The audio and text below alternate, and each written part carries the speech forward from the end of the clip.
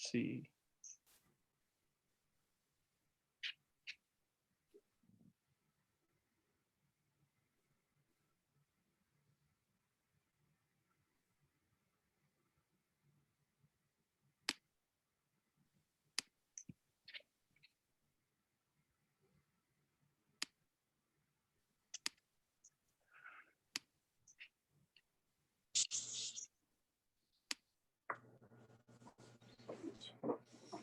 Hello.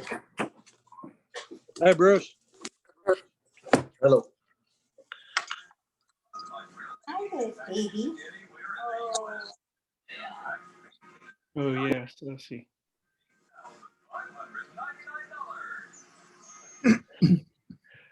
Let's see here. Somebody needs to mute. Yeah, somebody needs to see.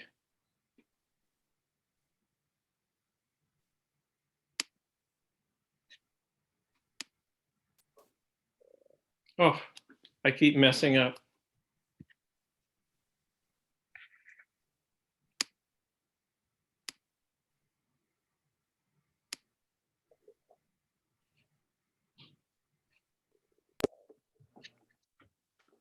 Okay, I'm unmuted.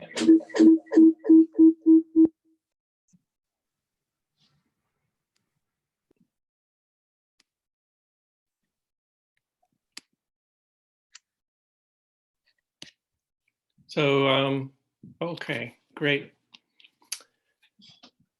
All right, welcome everybody. This is the January 13th, 2021 Caroline Town Board business meeting, and actually we'll start prior to the business meeting with a public hearing on a flood damage prevention law that we are considering adopting. And then following the public hearing, we'll begin the business meeting, and that's when we will provide opportunity for privilege of the floor if anybody wants to address the board. Okay, great. Make sure I've let everyone in. So without further ado, I will open the public hearing on the flood damage prevention law. So we are, our current law is from 2011. It is antiquated, missing a couple of important sections. We have updated the law according to the model law of the New York State Department of Environmental Conservation. And we have added optional language that they provided regarding placement of critical facilities. Of the building of critical facilities in floodplains and disallowing that. So this is an important law to have in place for flood insurance protection in the town for residents. So with that brief introduction, I'll open the public hearing, and if anybody would like to comment, please do so now, and you can indicate your desire to do so by raising your Zoom hand, or if I can see you, by waving your hand.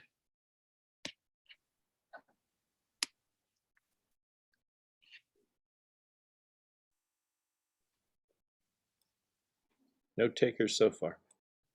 Yeah, it doesn't look like it.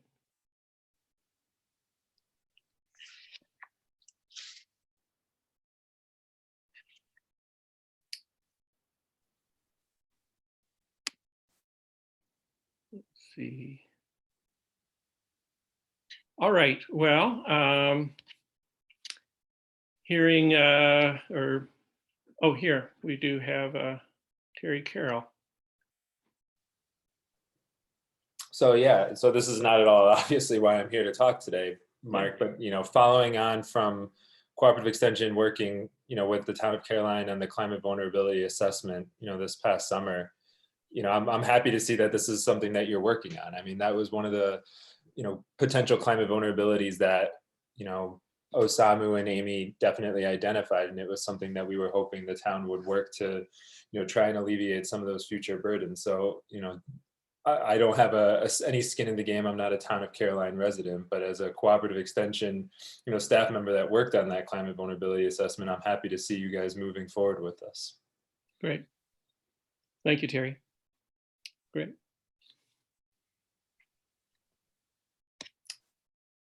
Anyone else?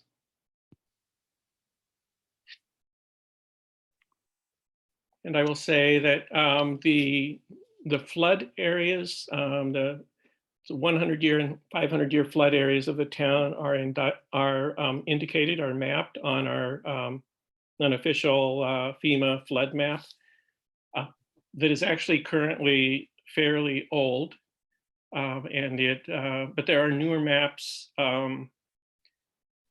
that can be employed by the code officer, and I believe that the official FEMA maps will be updated in the undefined but near future. So, and before I move on, I want to make sure that Catherine Goldberg Forrest just joined the meeting, and she had emailed me about the flood map. So I will just say that we are currently, this is the public hearing on the flood damage prevention law. And so if anybody wishes to speak, we're still accepting comment.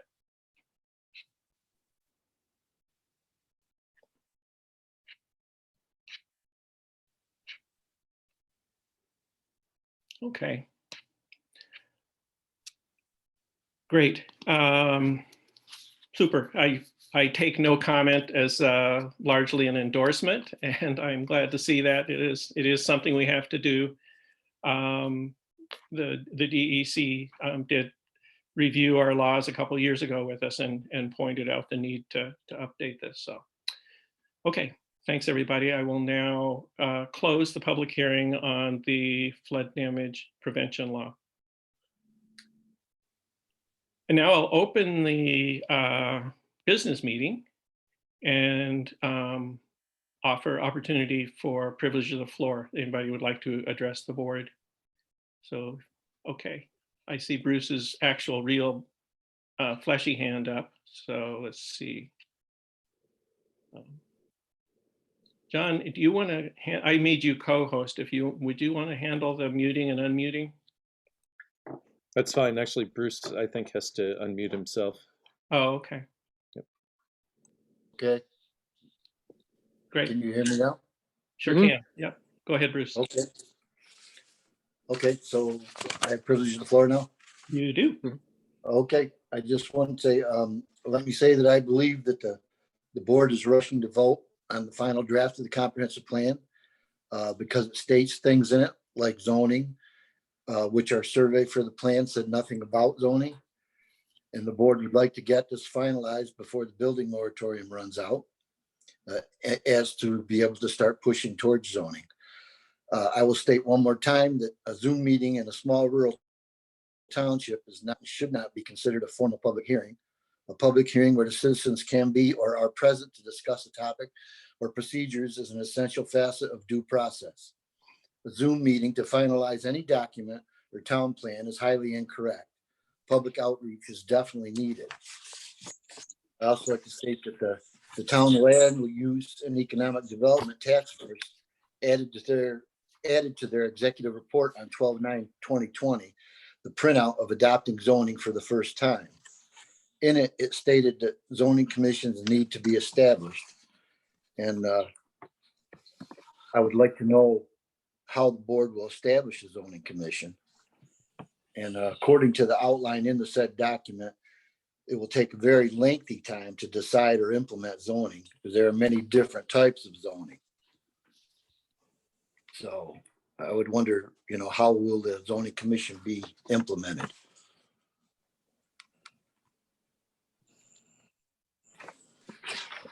Anybody have an answer for that? Oh, Mark, so go ahead. Bruce, for privilege of the floor, we ask people to make their statements, and then we will offer any feedback or defer for later feedback. So Okay, then I would also like to add or say to the board that when the board changes up procedures and they run things very differently from what they're normally ran, that they're opening the town up for legal action, which wouldn't be a good thing for anybody. And that's it for me. Okay, thank you, Bruce. I will just, reiterate what I said at the last meeting, which is that, the process is now different under COVID. But if you look at the finding statement, which comes later in this meeting, is it articulates the work and the public outreach and the due process that the planning board especially, and the town board as well, went through. So it's, and I know that you as a planning board member have been involved in a lot of that careful work. I feel like the process is solid. We've had ample opportunity for public feedback. You asked several questions about zoning. The adoption of the comprehensive plan is not adoption of zoning. It does mention and recommend that the town seriously consider zoning. And the planning board, the planning board articulated that from feedback they had gotten during their work on the comprehensive plan, as well as information they pulled together to create the comprehensive plan, showing growth patterns in the town over time and such. So I feel, but at this time, it's premature to go into a detailed discussion about zoning. So it's a sort of a possible next step. So. Mark, could I just add that as the board liaison to the planning committee, I just want to add that I'm a little bit confused about this worry that we're rushing to, the board is rushing to approve a comprehensive plan. The planning board, we've had 2 public hearings regarding this comprehensive plan. The planning board held one in September over the draft of the comprehensive plan.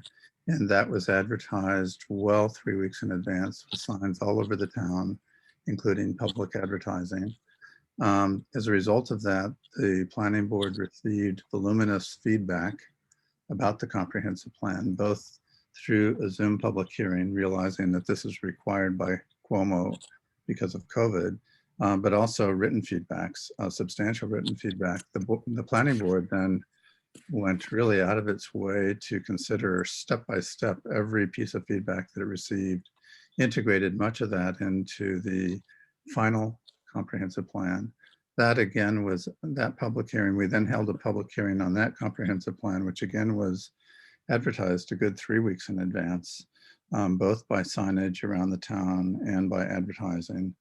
And then we had a public hearing, and we really are just following regular procedure.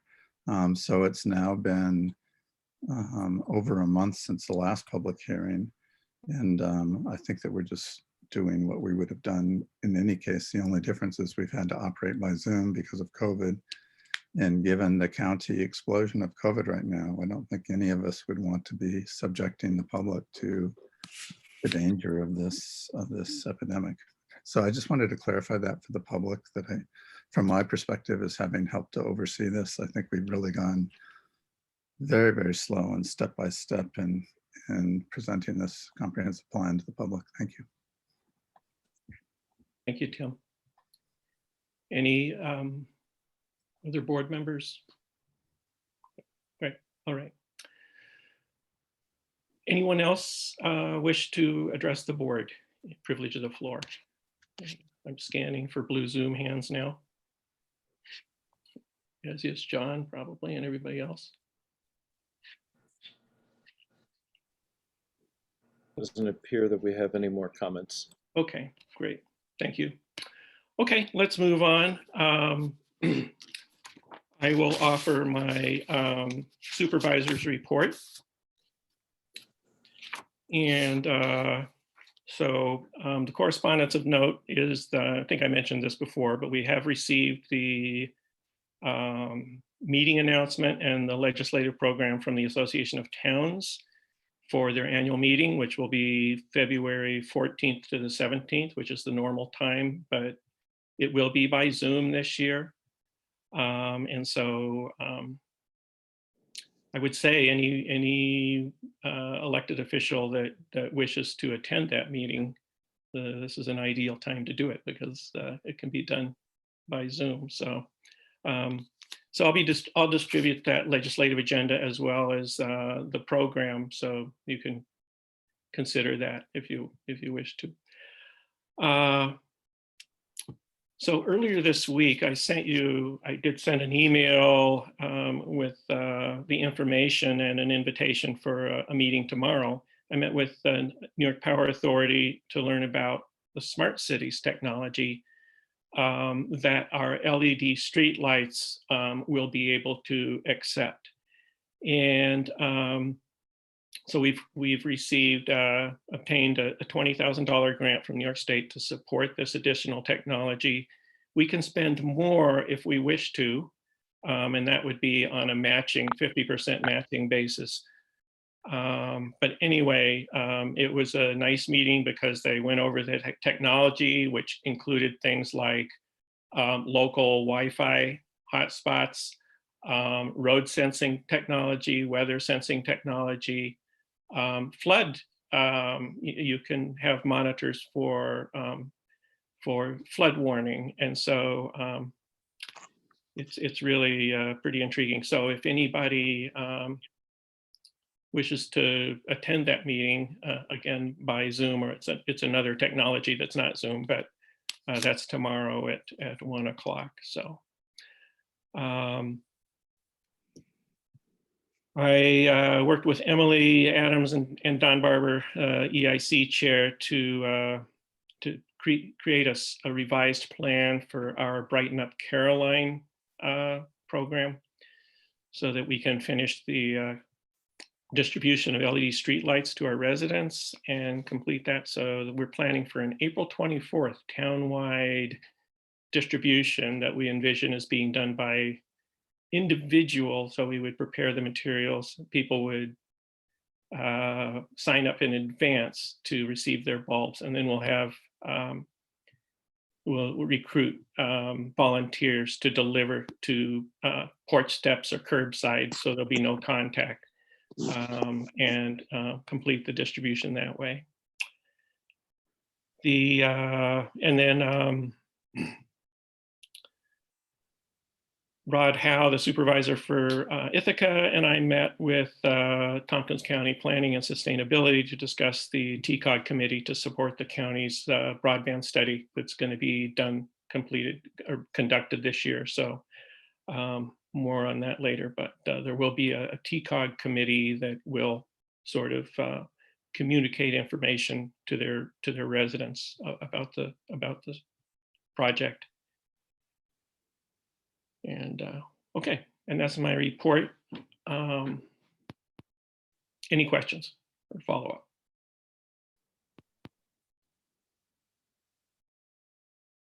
Great, okay. I can't Thank- make that meeting tomorrow, Mark, but it sounds really interesting. So I look Yeah, forward to kind of hearing okay, what you learn from that.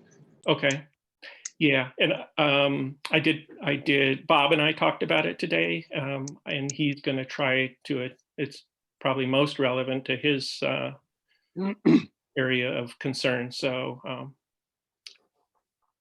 hoping he'll be able to make that. So, but I'm sure that if we need additional information or follow-ups, that we could arrange that with the NIPA team as well. Mark, could I ask if you got notification about a county elected officials COVID call for tomorrow morning? Is that going to happen? I think it's happened, but I don't think I got the notification. So I know last week it came out late in the day. I'll check after tonight's meeting and forward that. Thanks. If it is happening, it's at 8:30 and the call-in information is the same as it is every week. So, If we can find it. but yeah, okay. But I will look for that. Thanks. Yep. Okay. Anything else? Great. Okay. Thanks, everybody. And town clerk's report. Jesse, do you have anything?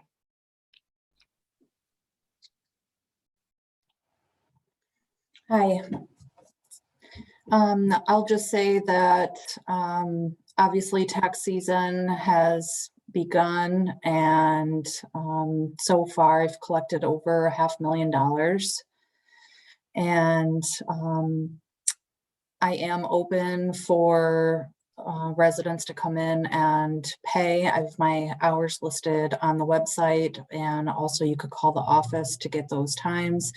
If residents would be more comfortable leaving payment in the Dropbox, the new, more secure box has been installed on the building, so anyone can feel free to leave payments in there outside of hours, or if they just don't want to come into the town hall. And of course, you can pay online.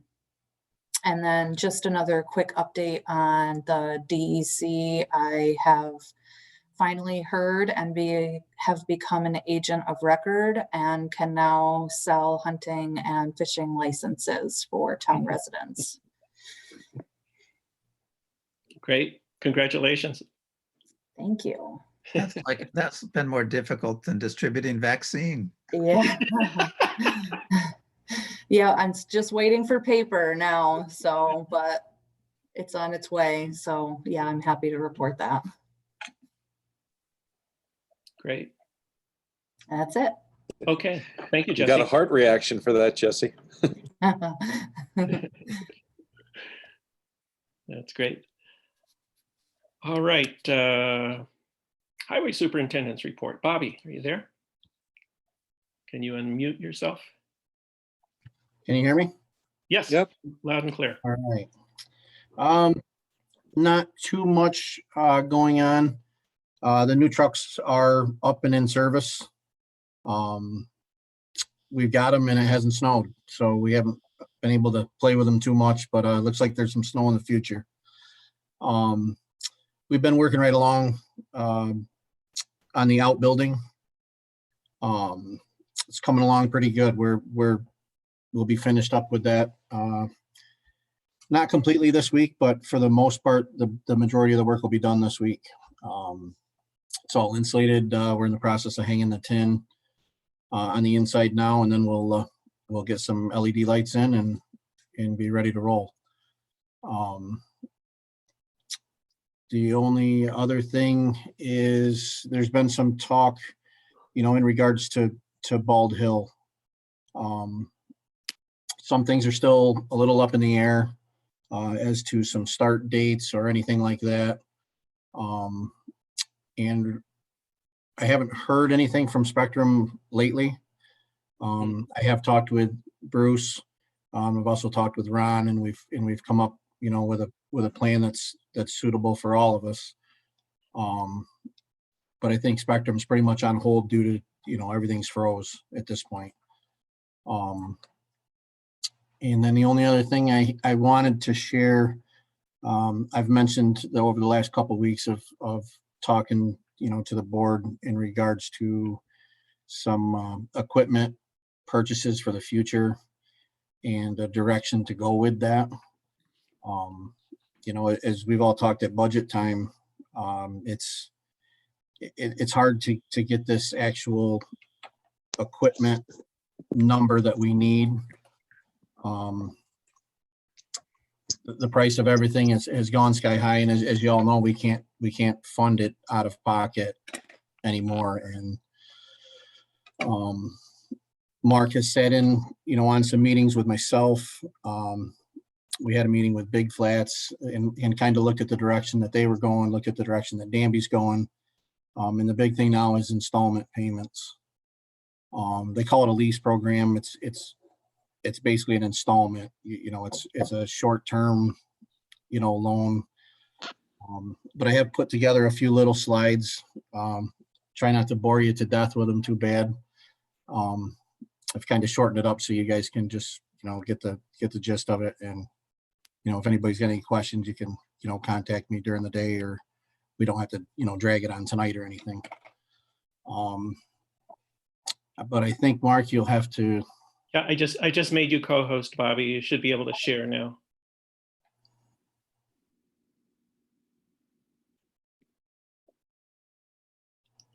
Zoom apparently doesn't care how many co-hosts there are. all right. So some of this is a little bit of a repeat from what we had before, but this right here shows, this was kind of the numbers that we had put together, you know, and it basically says that to keep doing what we're doing, you know, we need to come up with this $237,000, you know, that we just can't do year after year after year.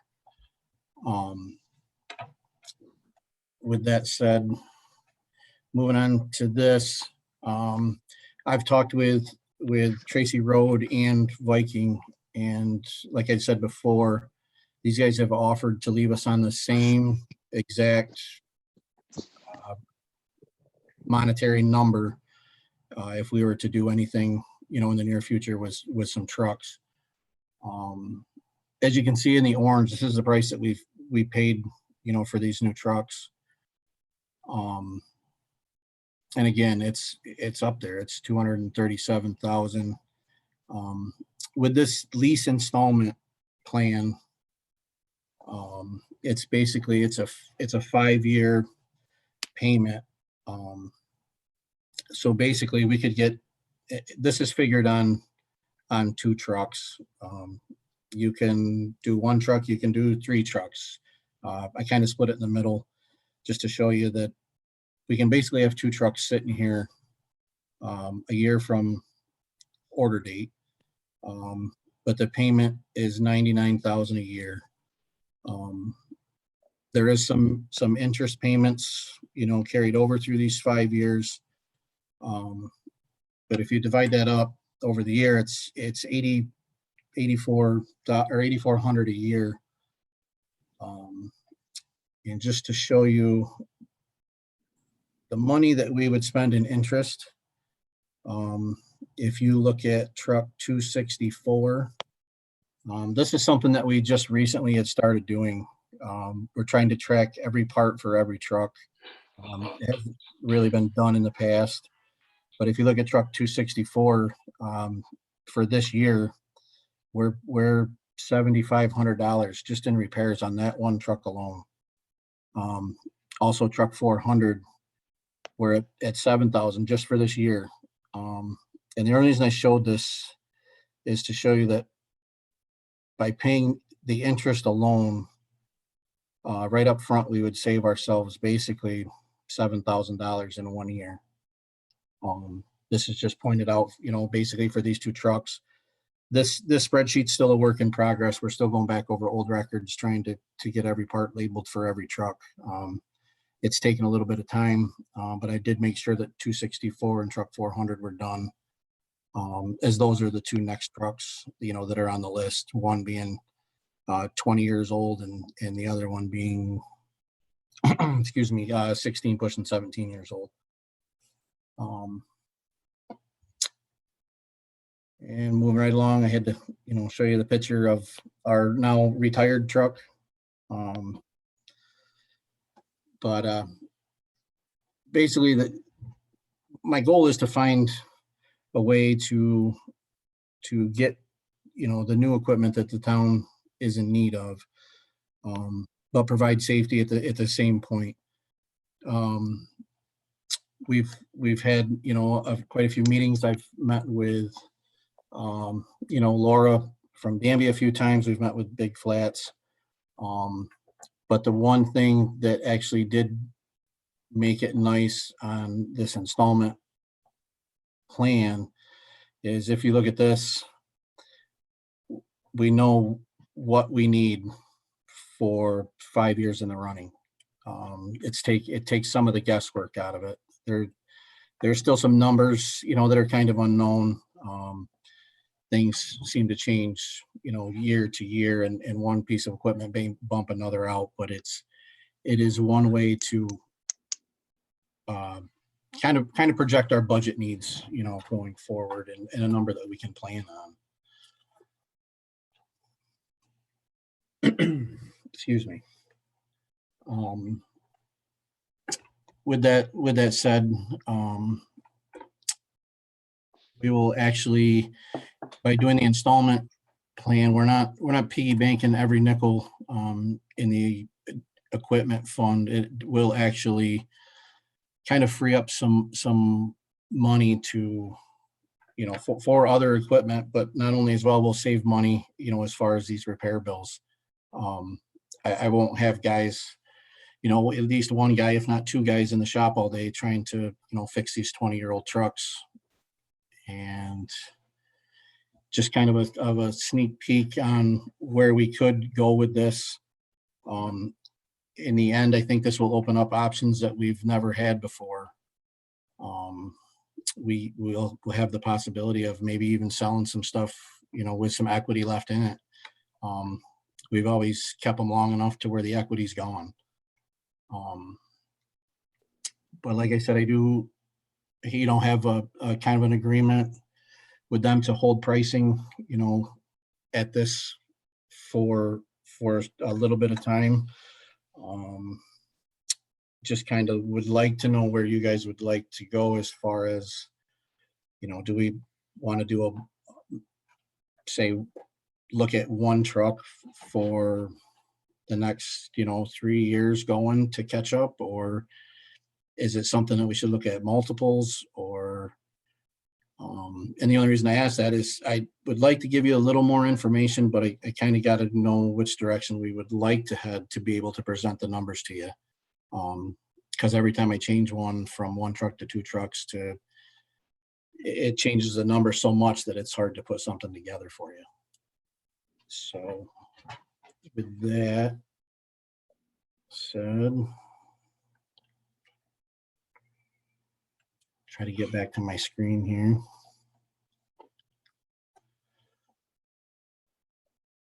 All right, now I can see you again. Hey. All right. So I don't know, Bobby, I don't know if I have a definitive answer for you because I'm sort of digesting this. I would love to see the spreadsheet and just, kind of play around with it a little bit, just to look at the different scenarios. But I have to say, I like the direction that you're going with this. I particularly like the idea of us getting away from sort of the roller coaster of what it might cost if we have to replace a truck, particularly in an emergency situation. So I think the idea of sort of trying to project and even it out makes a lot of sense to me. Something else that would be interesting to see, it may not be the highest priority, but along with projection of payments might be looking at projection of cost savings on parts. In my time on the board, I have noted we spend a hell of a lot of money on repairing trucks. You're absolutely right about that. And I think there are some given years that the repairs and parts might likely exceed the $100,000 that we would lay out in the scenario you've presented. And so it might be interesting to see if there's sort of an intersection point where that actually starts to be revenue positive for us, at least in terms of what we're putting out versus what we have been putting out, if that makes sense. Yeah, and that's why we started tracking, Yeah. this, every part per truck. Mm-hmm. We kind of had an idea, but this kind of summed it up. It put it right out there, and and I get to see these numbers every day. So for me, it's not a huge surprise that those certain trucks are ridiculous money, Sure. each year. Well, particularly with their age, I imagine parts become more scarce too. Yeah, I mean, these Sterlings that we own, it's getting harder and harder to find parts. We looked for a grill for one, Mhm. and we're still looking. It's they just don't make parts for them anymore. But yeah, it's surprising that when you start putting it together, as far as the parts we're buying, it's more than the interest it would cost to have two brand new ones sitting there. That's actually, it's kind of surprising. And like I said, that's just two trucks. We still have to get the other ones done. So, that number could be huge, in the end. But it's also not just the numbers for our trucks, but it's more across the industry or across municipalities, because you've just got 5 trucks, which is really not any way to get good hard numbers. There's you got a linear program of least capital costs for your equipment. And what we heard from, as we expand our reach and talk to more and more departments, this is the way things are working out. It isn't just the numbers on our 5 trucks, but Danby's finding the same thing with going to just this installment program on newer equipment, horse heads, and it isn't. And just you go online and just the industry stuff, there's a least cost point where so it isn't, we don't want to get lulled into looking at just our numbers on our vehicles, because each one of those is unique, and you got to kind of look across multiple departments to get good data. That, and what I see, just the searching I've done, is this is the way to go. Keep your equipment newer, keep your equity in it, and then you can swap it out after 5, 7, 10 years, versus this hanging onto a truck for 20, 22 years. And that truck that just got retired, I think we paid $100,000 for it. What's it mean that we're going to be paying for a truck in another 20 years if we just let them go to nothing? Whereas if you got a truck that costs $250,000, but in 5 years you can get 80 or 100,000 for it, your cost of ownership was really about half of what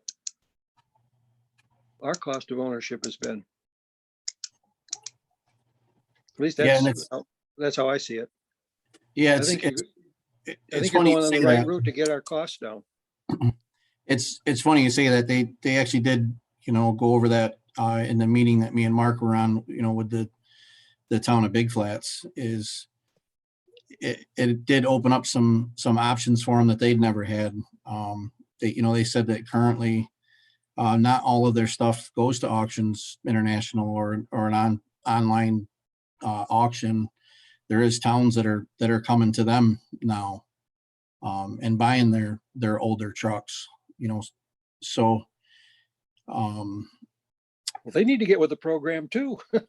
yeah. The nice part But, is we did get warranties with these new ones that we did get, and they're 7 years. So that's a huge thing.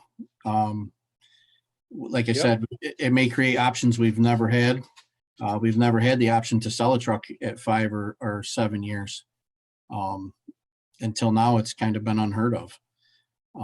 But it is an option.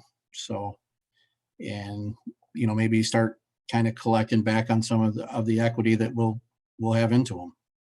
And in hopes that 5 years down the road, it puts us in a better place, as far as overturning equipment and receiving a lot of that back, which, like you said, will cut the cost of these already expensive trucks. Maybe that'll start cutting these down, quarter at a time, maybe get ourselves half or a little more. Well, your spreadsheets too also shouldn't include just the cost of parts. It should be the amount of time that got put into that project. If it took 2 guys to drive the truck up to Syracuse and back, that's the cost of, Yep. Yeah, and that's not in there. This is strictly just parts. Yeah. So, when I said that the one truck is almost 8,000, it's strictly parts, absolutely no labor. So labor on your part. labor on my part. That's not what I it's- paid the guys to work on it. So Yeah, because you could have been doing something else if the guys weren't running a truck around to the repair shops. Right, yeah. downtime. Yeah. But like I said, if anybody has any questions or wants to go into it, a little bit deeper, feel free to to give me a shout and, you know, I Okay. can talk it one-on-one. Hey, Thanks, Bobby, Bob. thanks Yeah, very go- much for putting together also the chart about the repairs. That's really, Yeah, really that's interesting helpful. and helpful, really helpful. Yes, I think this, personally, this just sounds like an excellent direction. I guess we're just going to have to figure out together what kind of rotation schedule we could possibly handle. How quick a replacement and which ones to go with first, et cetera. But thanks for all the work that you've done on this in the past few months. You've really done a lot of work. Bob, what about this smart cities road sensors on that go along with LED streetlights? I mean, is that something that we want to listen real hard to? yeah, I had a conversation with Mark this afternoon, you know, regarding that.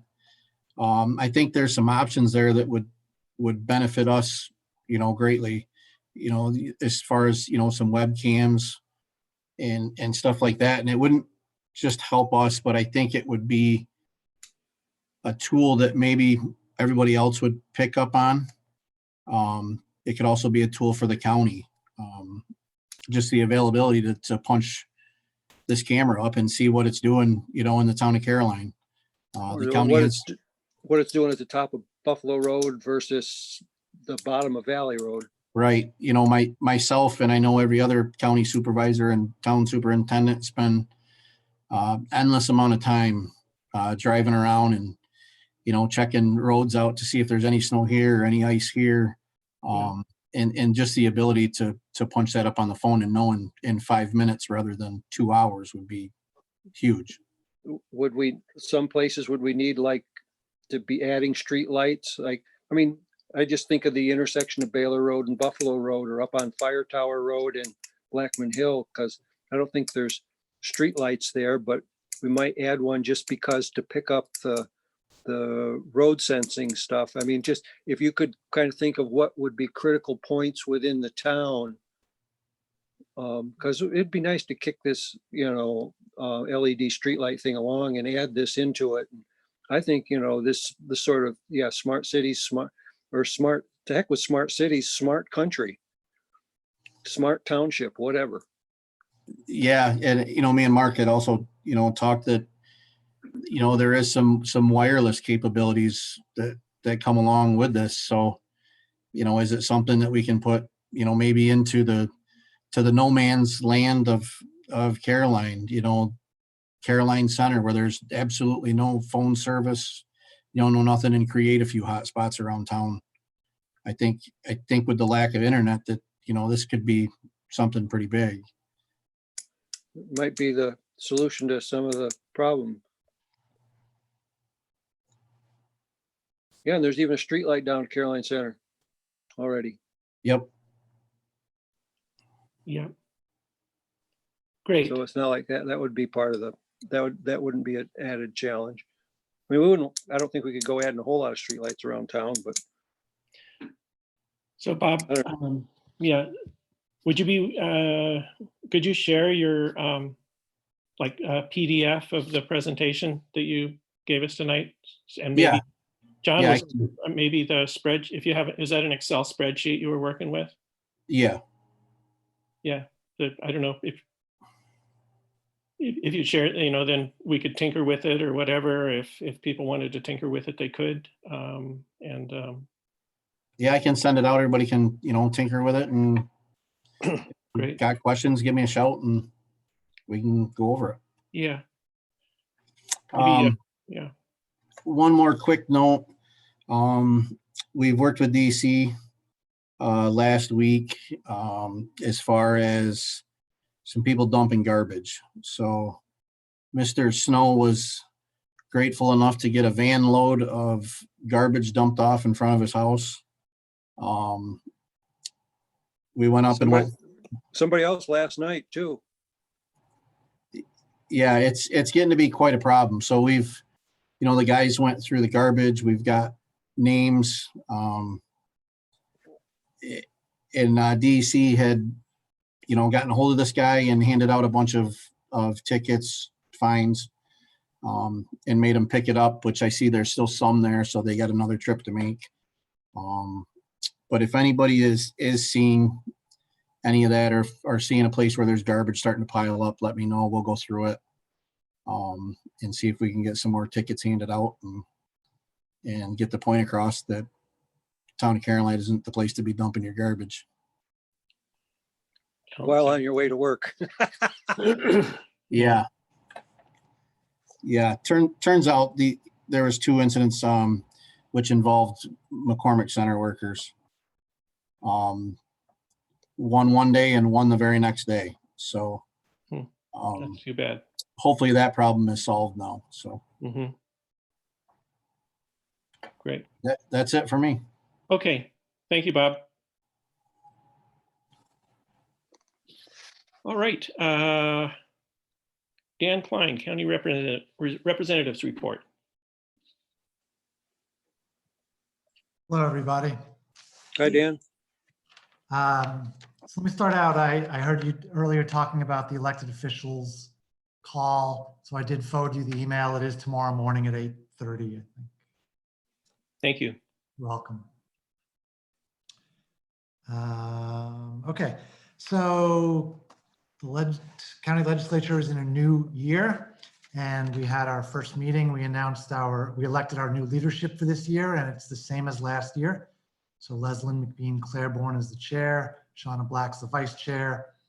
This year is unanimous, no acrimony, no problems, nice change of pace.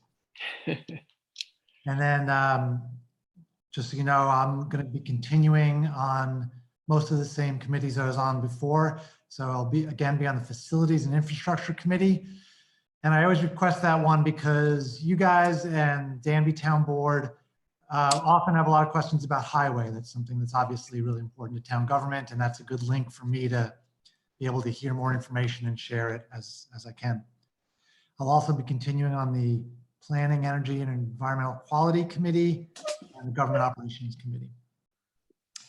And then also, I've been on the TCAT board for about 5 years now, and this year I'm the chair. So just want to let you know that. All right, what else? I mentioned to you a couple of times back in like August and September that the county was considering or getting ready to raise the tax on Airbnbs. That the current tax was 3%, they're going to raise it to 5%. And that was back in August, and then the whole thing got stalled for quite a while. And it is now coming to a vote at our meeting next Tuesday. There was a small survey that was done of Airbnb operators in the county. There are approximately 500 of them, and only about 25 people responded to the survey. And of those, about half were opposed to this increase. So I'm going to be voting against it. Just want to let you know that. And there is also one extra wrinkle since the last time I spoke to you about it, which is that the city of Ithaca passed its own hotel tax. And they had to get state approval to do it, which they did, I think in December, the governor signed it. So any hotels that are, and Airbnbs, well, let's start with hotels. Any hotels that are in the city of Ithaca will pay 5% extra on their bill to the county, 5% extra on their bill to the city. And if it's an Airbnb, that would also, theirs would also go up. I didn't explain that well, but theirs, instead of going up 10%, would go up, theirs would go up 10% also. If we don't pass this law, theirs will only go up 8%. I feel like I said that very confusingly, but it's just an added reason why I'm going to be voting against this. It's kind of a big increase for city Airbnbs as well. I want to mention that the Human Services Coalition just received a $1 million grant to help avoid evictions. It's only for City of Ithaca residents. So I'm not going to go too far into it, but that could have an effect on the whole county as well, a positive effect, I would say. So the money is to be used in a variety of ways to help keep people in their homes, including working with landlords so that landlords are not stuck with a bill if somebody is, if a landlord wants to evict someone for lack of payment and they're prohibited from doing so, right now the landlord is suffering from that, but this grant will help take that into account as well. The last thing I just want to mention is vaccinations. As you have probably heard, nationwide, statewide, going much slower than expected. Here in Tompkins County, there's kind of two ways to report about what's going on. They're going slower than expected in the same way because we're not getting as much vaccine as we were hoping. But Tompkins County is using all the vaccine we get. And so we are being praised for that. We're being very efficient and meeting all our goals. And that's different from a lot of the counties in the rest of the state. So again, we are vaccinating 100%, using 100% of the vaccines that we're getting. The problem is we're just not getting as many as we want. Nobody's getting as many as they want. And the other thing that's going on is that the rules are changing all the time. So the state is controlling the process. The state is making the rules. And as an example of this, I was at a Health and Human Services Committee meeting yesterday morning, and our health department director was there, and he was going through all the latest about what was new, how things worked. And he said, so here's something new, that people 75 and older should go to pharmacies starting last Monday. Pharmacies were going to be the place for people 75 and older. And so I wrote that down. And I left that meeting, I drove home, and I got to my house, I turned on the news, and they were talking about vaccinations for people 65 and older. And in that 1 hour from the time he was reporting this to the time I got home, the state had changed the rules. So, again, rules are changing very quickly, which means it's good to try to keep up with what's going on, but don't get too locked into any one set of guidelines that you hear, because things are changing all the time. That concludes my report. Great, thank you, Dan. Questions for Dan or follow-up?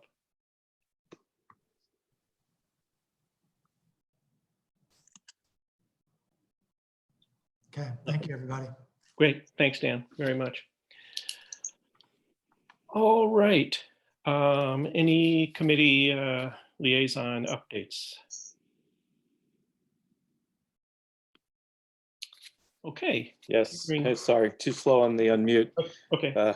Just a quick update on the RFQ for the new highway department facility that went out this weekend to somewhere in the neighborhood of 29 different regional firms working in the field. I've heard back from a lot in terms of just acknowledging it. Some of the ones didn't have direct email, so I had to go through their contact form, and I asked them to contact me if they wanted the RFQ, and I think I've heard from 10 of those alone. So I am hopeful that we're going to have lots of great proposals to review. Great, thanks, John. Wow. Is there a deadline on that? What's the? January 31st. Okay. Oh, you got a lot more coming in. That's fine. That's a good thing, right? Great.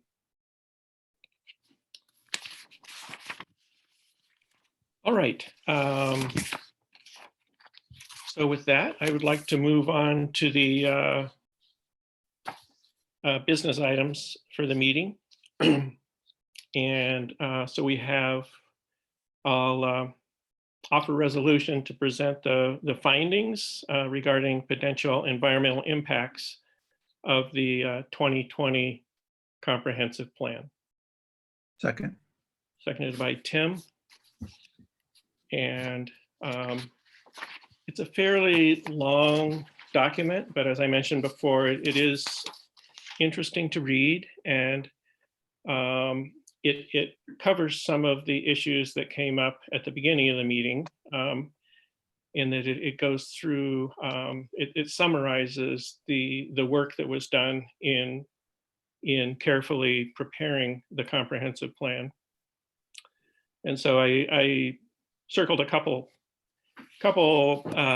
sentences that I wanted to read. So, and because I think it puts the comprehensive plan in good context. So, and so this is about the second paragraph. At the end of that, it says the comprehensive plan is not a law or a binding statement or restatement of political or social goals. It is a guideline, a roadmap that helps identify how to achieve a certain future vision, in recognition that change and development are constant pressures upon any community. Then it follows up in the next paragraph that this review is not focused on critiques, but impacts, mainly in recognition that this plan is not perfect, will grow, and is but a snapshot in time of a shared community plan and vision that seeks to balance all such competing views and goals into one document. So I thought that was a nice, those characterized kind of what a comprehensive plan is.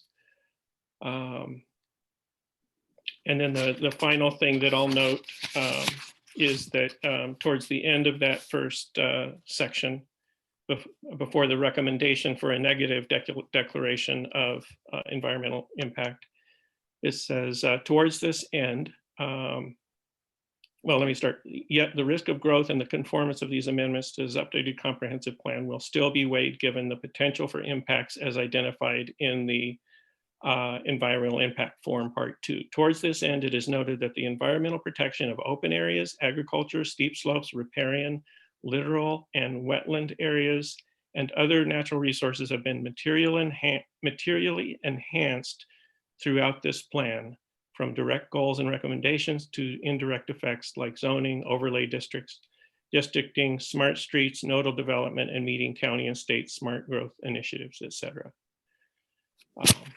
So I will just introduce the finding statement with those few excerpts and open it for discussion or comment.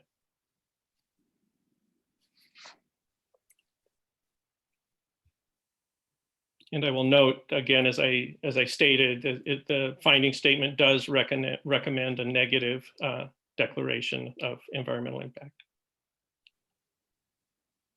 Mark, I'd just like to say that I was really impressed by the detail and extent and framing of the statement. Great. I agree. Thank you. And I did part of it, but Guy did a lot of it as well. So as you can tell. Yep.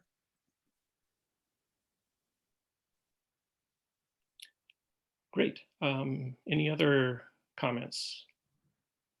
So with that, I would like to call for a vote on the finding statement. So all in favor of adoption of this resolution? Say Aye. aye. Aye. Opposed? Abstain. Great. Thank you. And now I'll offer the resolution for what the finding statement recommends. So I'll offer resolution for a negative declaration of environmental impact of the 2020 comprehensive plan. And let's see.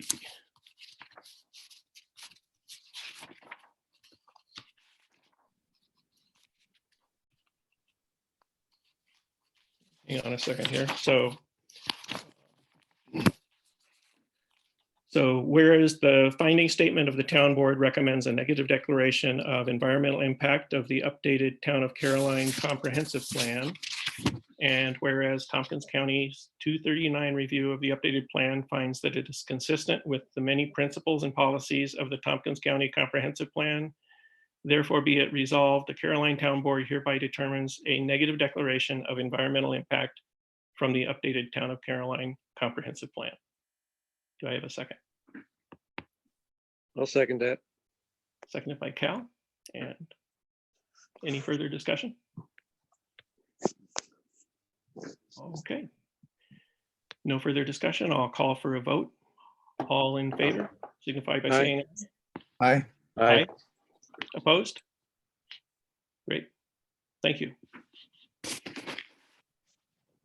And now we have before us a resolution to adopt the 2020 Town of Caroline Comprehensive Plan. Would anyone like to move that resolution? Second.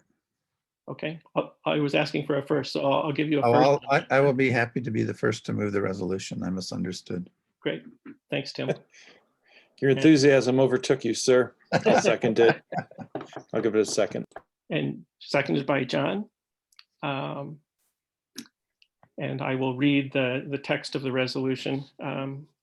Whereas the town's updated comprehensive plan has been rigorously developed with community input and has been carefully reviewed and revised by the planning board, town board, and Tompkins County Department of Planning and Sustainability. And whereas the Caroline Town Board has made a negative declaration of environmental impact of the updated plan, therefore be it resolved, the Caroline Town Board hereby adopts the 2020 comprehensive plan. And further be it resolved, the town board extends its sincere appreciation to planning board members and other engaged residents of the town for their energy and commitment to protecting and enhancing the qualities of Caroline that we all hold dear.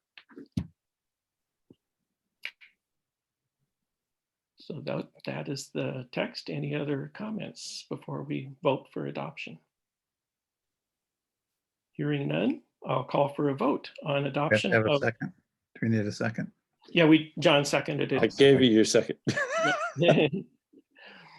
I broke protocol by reading the text after the second. So with no further ado, I'll call for a vote on adoption of the updated Caroline Comprehensive Plan.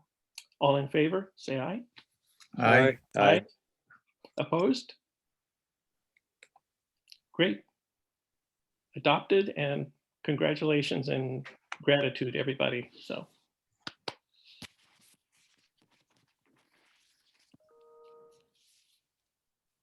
All right.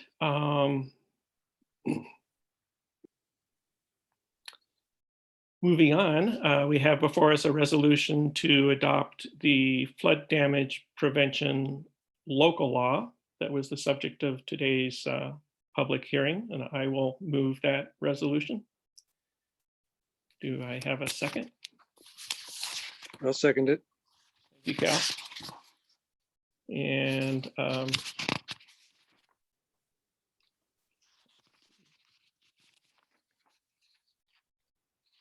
great. So if there's no further comment, I'll call for a vote on adoption of the flood damage prevention local law. All in favor? Aye. Aye. Aye. Aye. Opposed? Great. Thanks very much. We have a new flood damage law.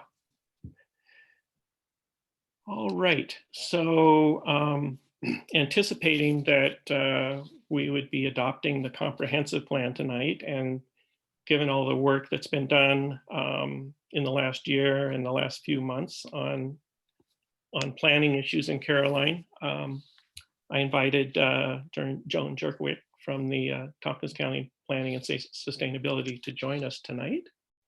And so thank you, Joan, and I'll ask you to unmute yourself here. Sure thing. Hi, everybody. Hi, Joan. Congratulations on the new comprehensive plan. Let me be the first. Ooh, Thank you. Wonderful. So thanks so much for joining us. And so we are considering recommendations from the comprehensive plan and also the work of a task force to consider zoning and under other land use regulations. So I thought it would be nice if you were here as someone who is experienced in this area to discuss it with us. As you know, we have a 6-month moratorium on development now in place that's recommended when towns are doing these kinds of updates or changes to their local laws. So yeah, I guess what I understand is our next task would be to form a zoning commission to evaluate and consider whether the town wanted to pursue zoning and what that might look like. So, And I will note that the zoning commission can be your existing planning board. It doesn't have to be a separate standalone commission if that's what you want, if that's the direction you want to go in, as mhm, opposed to establishing a new commission. okay. Great.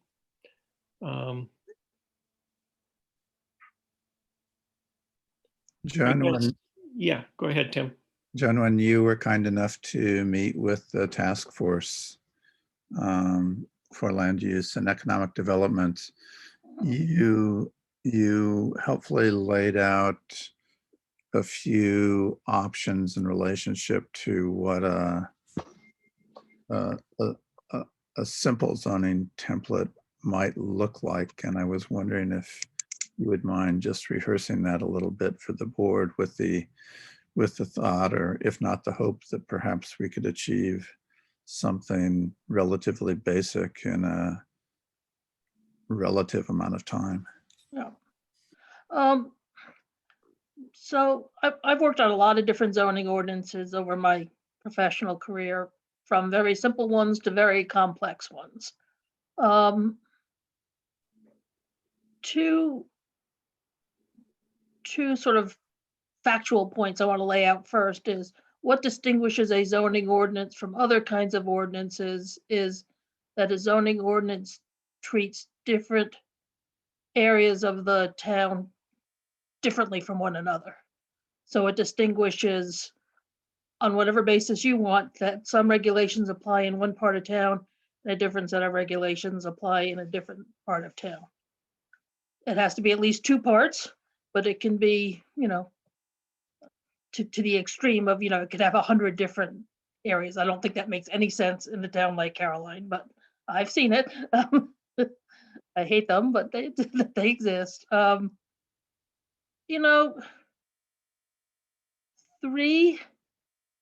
Three to six is a good place to start. That's not based on anything specifically. If you just want to talk about a basic zoning ordinance, that would sort of be the direction I would look at. You can refine that over the years, over time. It doesn't have to be set in stone the first day you adopt your zoning ordinance. The other thing I try to keep in mind with Caroline, because you have a moratorium in place, in order to sort of release that moratorium as quickly as you can, which I think is a good goal to keep in mind. That's your decision, but it's a good goal to keep in mind, that you don't want a long-term moratorium in place, I don't think. And that's certainly not something I would recommend. What you should sort of work on first is in your zoning, if you were proposing a new zoning ordinance, would be address the things that most concern you might happen during the moratorium period. So I don't want to put words in your mouth. So I would guess, I'll just say I would guess, that you're not really concerned about someone putting up a house here or a small garage over there. That's probably not the reason you need a moratorium to establish a zoning ordinance. So what I would say you might want to focus on first are those things that most concern you might happen in the community during the moratorium period. Put in place the regulations for that. And then when the moratorium runs out, or when you adopt those regulations and you can lift the moratorium, you don't have to have anything that, there's no fear of what's going to happen next. You're not going to cover everything, and it would take time then to address those other issues that you might want to address. Sort of keep your eye on that sort of first 6-month period. What do you really need to put in place before a moratorium can be lifted? And I would venture to guess that's not everything. That's not everything you might want to see in an ordinance. But what are the sort of the most key items that you want to make sure are covered before you lift a moratorium? And depending on the length of that list, that's something you could probably accomplish within a 6-month time frame pretty comfortably, rather than sort of, you know, in other communities, I've heard them say, we need to put in place a 6-month moratorium. But it's probably going to take us a year. So we're already even having the back of our mind, having a second, attacking on another 6-month moratorium. It would be better to try to act within that first 6-month moratorium, to put in place what you really want to have in place as sort of your baseline, to address the biggest concerns you have in the community. Well, And our then you can moratorium spend is time- 5 months. I'm sorry, what? Our moratorium is 5 months. Oh, well, 5 months now. Yeah, that's it. It's a good point. Yeah, 5 months now, and more, so the more you talk about it, the less time you have to act. Yep. But that's a reasonable, a 6-month moratorium, or whatever you want to say, is a reasonable span, a time allotment for a simple zoning plan to think about doing that, you think? It would be a lot of work. I mean, it would not be easy. It would take a real, it's not something you're going to do with a 2-hour meeting every month. It's just, Oh, sure. that's not a reasonable expectation. Mhm. But if you're willing to put your sort of shoulder to the wheel and work on it, it can happen. And it can particularly happen if the people who are involved in writing the comprehensive plan are part of that process, because they probably already have a vision in their mind. They've thought about it enough that they know what they want to see happen, and they don't have to sort of rediscuss all those issues again if they've already worked on it on the planning board, They're connected to the comprehensive plan. because they've already had those Yeah. internal debates and discussions and have sort of refined their thinking on those items. Joan, is a zone no zoning? Technically, no, but it doesn't mean that you have to have very extensive regulations. So you could have 2 zones. One zone, the what you might call the no zone would just require that permits be issued. That you have to come and get a zoning permit to build in those areas, and not have any what you might consider to be zoning, but you'd still be required to get a zoning permit because you've got zoning. Yeah. So it could be that way. I'm not sure. Well, it could be. I don't see why you couldn't do it that way.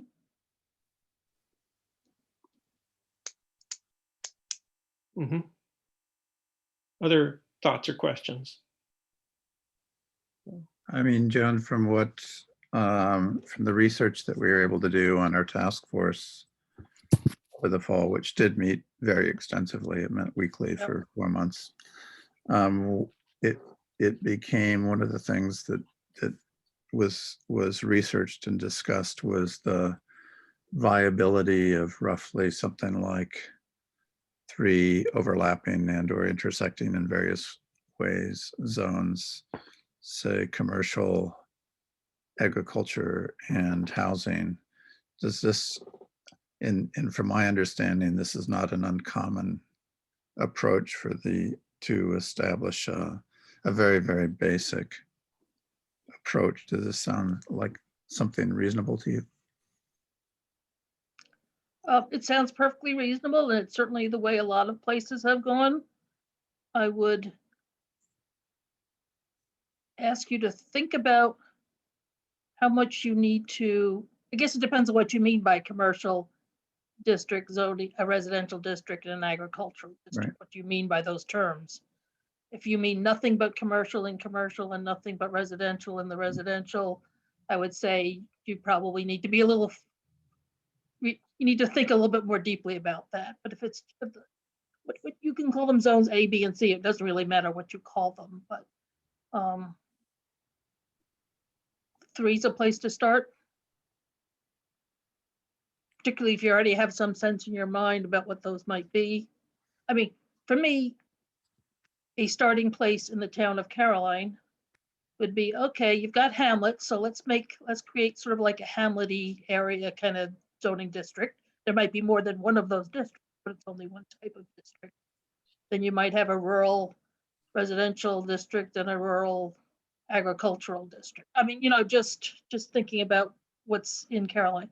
Or you might go another direction. You might go hamlets, highways, and other areas, if you were going, sticking with 3. So there's different ways to slice the pie, but it really should reflect what your comprehensive plan recommends. Thanks. Sorry, that was my cat. Sorry. I see his We can tail. see his tail, Yeah, just sticking the up there. tip of his Yeah, tail. So Joan, did you just say in that one kind of example you were saying was hamlets and highways, did you say? yeah, hamlets, highways, and other, let's say, rural. Well,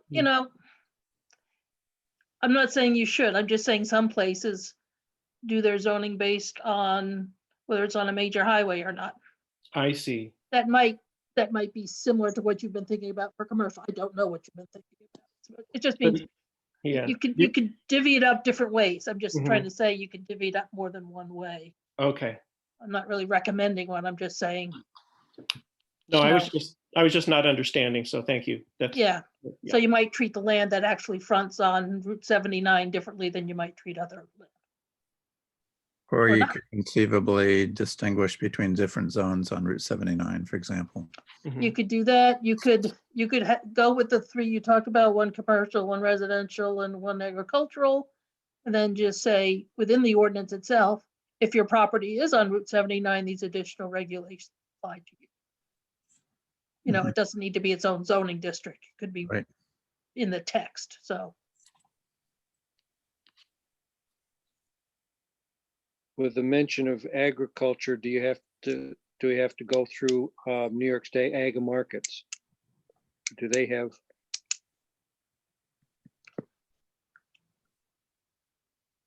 you will have to, no matter what you call your zoning districts, because you have agricultural districts in your town. And so Okay. you need to treat those well, you don't need to. The regulations in those districts should be consistent with the fact that they are in ag districts. That doesn't mean that has to be the extent of your agricultural area, but you at least need to acknowledge. Now, those districts change over time, so you certainly don't want to use those as boundaries. But your ordinance would need to be consistent with what's required. So again, within the text of the ordinance, you could say, here's the rules, but in agricultural districts, this different set of rules applies. And you don't have to draw that on a map. You can just say that within the text. Am I confusing it? No, I feel like I'm making it more confusing. Okay, No, that no, makes you're clarifying it for me, okay, good. I agree. because if anything, just the name zoning is just, to me, of this sort of big boogie monster, and it's got to be different if it's Westchester County or Sure. Please make it Tompkins County. different than Westchester County, please. I will just share this one story. I hate telling zoning war stories. So I worked in South Carolina for a while. And the county that contained the city of Columbia, the capital city, large area, probably about twice the size of the Tompkins County in terms of geography. They probably had 50 different zoning districts. Hmm. Well, a small village in that county said, you know what, let's just adopt their zoning ordinance. And so they had a zoning ordinance text that was hundreds of pages long with 50 different zoning districts. It was a village so small, they had to beg people to run for mayor. One guy got elected who wasn't pure write-in, no one was running, and he won by write-in. It was just, it had like 50 residents and like one zoning district. It was just ridiculous. Yeah. Ridiculous overkill for a community that size to just take what someone else had done, particularly Yeah. a place so different in scale, and just plop it in their community. They used the wrong model. So They big time, but I'll admit it saved them a lot of time. At least in the writing of the ordinance, when you had to explain to someone what was going on and you're thumbing through hundreds of pages. It didn't make sense.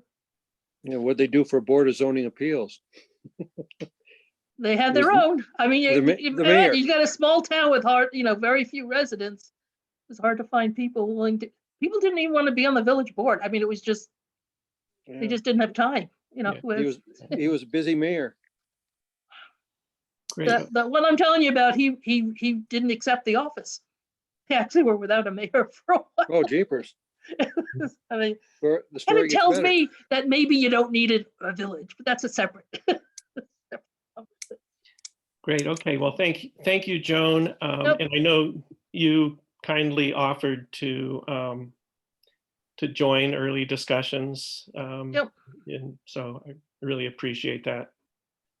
I'm happy to help when I can, and I like to see people get off on the right foot and not take a zoning ordinance from South Carolina that's got 50 districts and try to apply it in.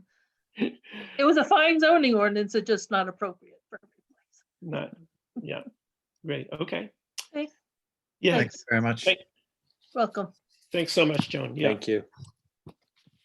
All right. And now we'll turn to our other guest, Terry Carroll, who's here to speak to us about community choice aggregation.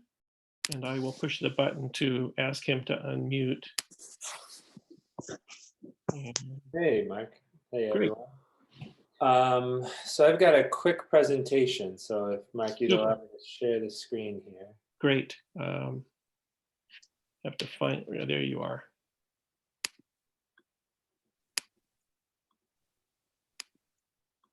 All right, thank you so much. You're welcome. All right, so can you still see my slides or no? Yes. All right, Very nice. fantastic. So we're gonna go from one complex topic to the next. And we're here to talk a little bit about what's going on in Tompkins County in terms of this idea of community choice aggregation. So I'm Terry Carroll. I serve as the Clean Energy Communities Coordinator here in the Southern Tier and specifically here in Tompkins County. I work for Cornell Cooperative Extension, and I've been before the board a few different times. Not least of which was to present on that Clean Energy Communities program, which I'm happy to say that the town of Caroline is not only a designated clean energy community, but a certified climate smart community, and really one of our standout communities in the Southern Tier. So I'm happy to be here once again to present this topic. So what is community choice aggregation, or what is CCA as people call it? And at the most basic level, it's a bulk buying club for energy supply by one or more municipalities on behalf of its or their residents. So it can be one municipality, or it can be a few municipalities joining together. And by joining, they pass a law, they say we're going to supply, take on the energy supply for our residents, and it goes from there.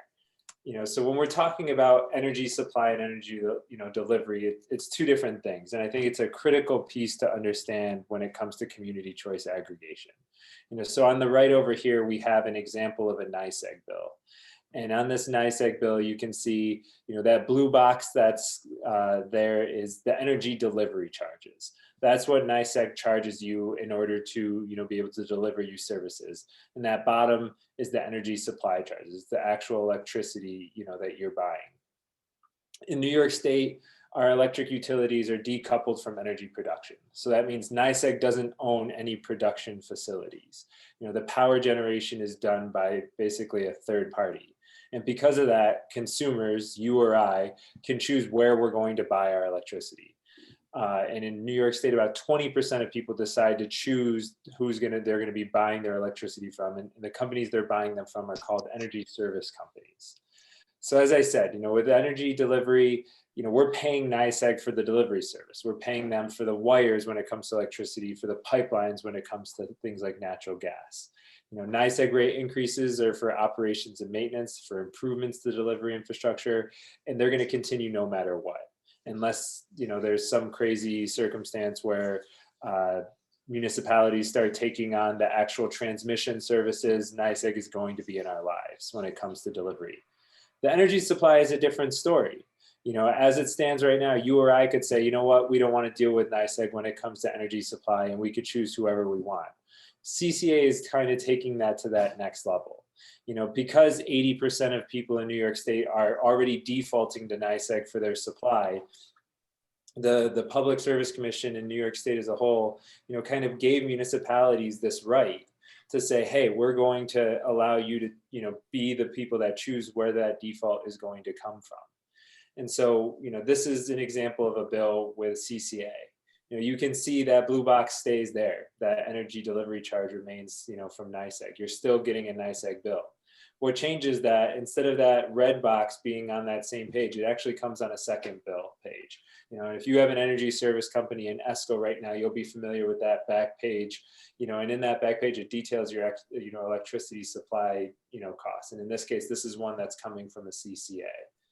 And so coming back to that idea of being that bulk buying energy supply, the Public Service Commission in April 2016 basically said municipalities can pass local laws and be the people that decide what that default supply is going to be on behalf of residents and small commercial accounts. And this has to be done at the lowest level. It has to be done by a village if you live in a village, by the city if you live in a city, or by the town if you so happen to live in a town. And kind of to put it graphically, to show it in a different way, that CCA is going to be the folks that are buying and or building the electricity supply. The delivery is still going to come from the utilities. They're still going to be delivering the energy, maintaining the lines. They're still going to be the ones billing the customers. And those customers are hopefully going to be the ones that are going to benefit from affordable rates, local control, and hopefully some cleaner energy as well. So where is CCA? So CCA is kind of scattered around the country right now. It, has been most popular in California, Massachusetts, and most recently in Illinois and Ohio, but it's starting to be increasingly popular here in New York State as well. Currently we have 61 active community choice aggregations comprising 170,000 residents. But as of a couple weeks ago, we heard that the city of Rochester is going to be engaging in this.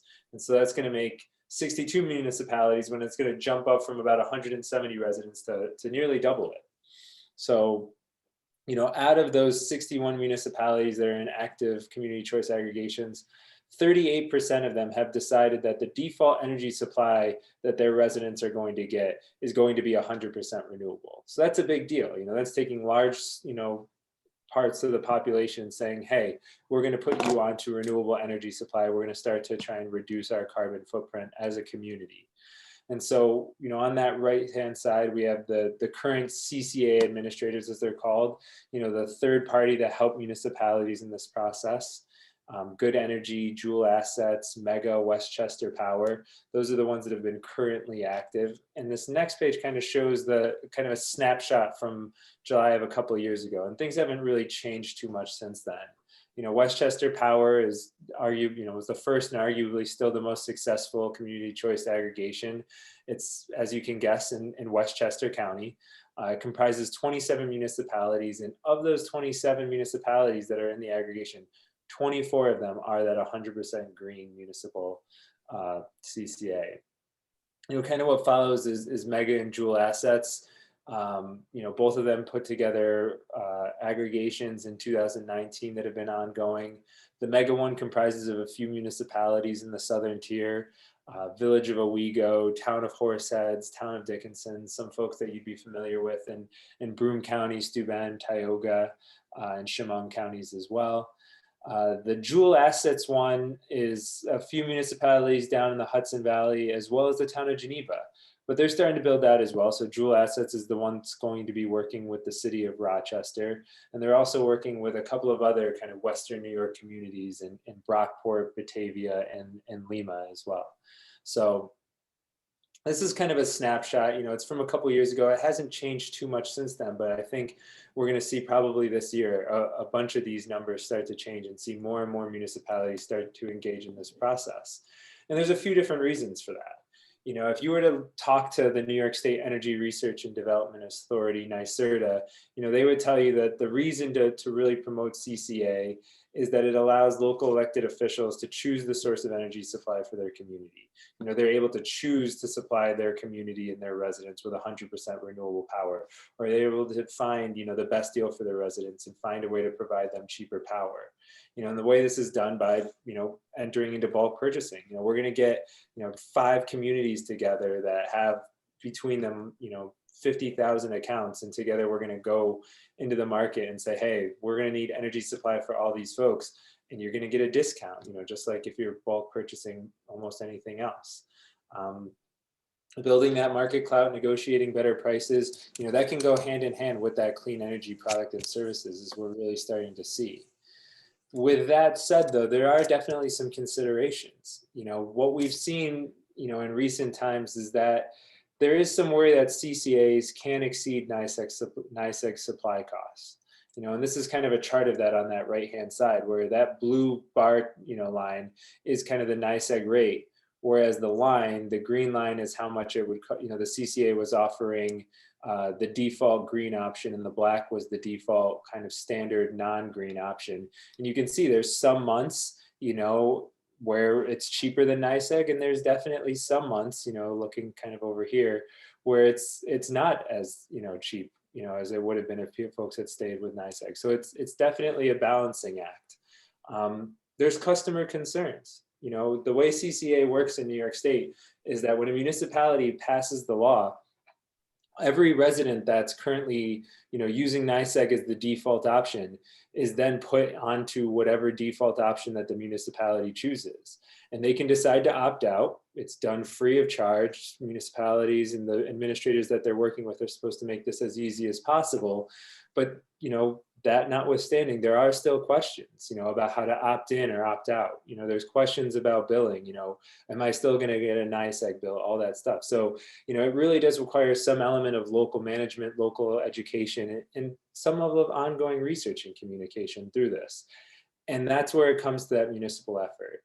It's understanding ahead of time, what is going to be expected from the local government. Are we going to be the ones expected to answer that question? Is this administrator that we're working with going to take this on?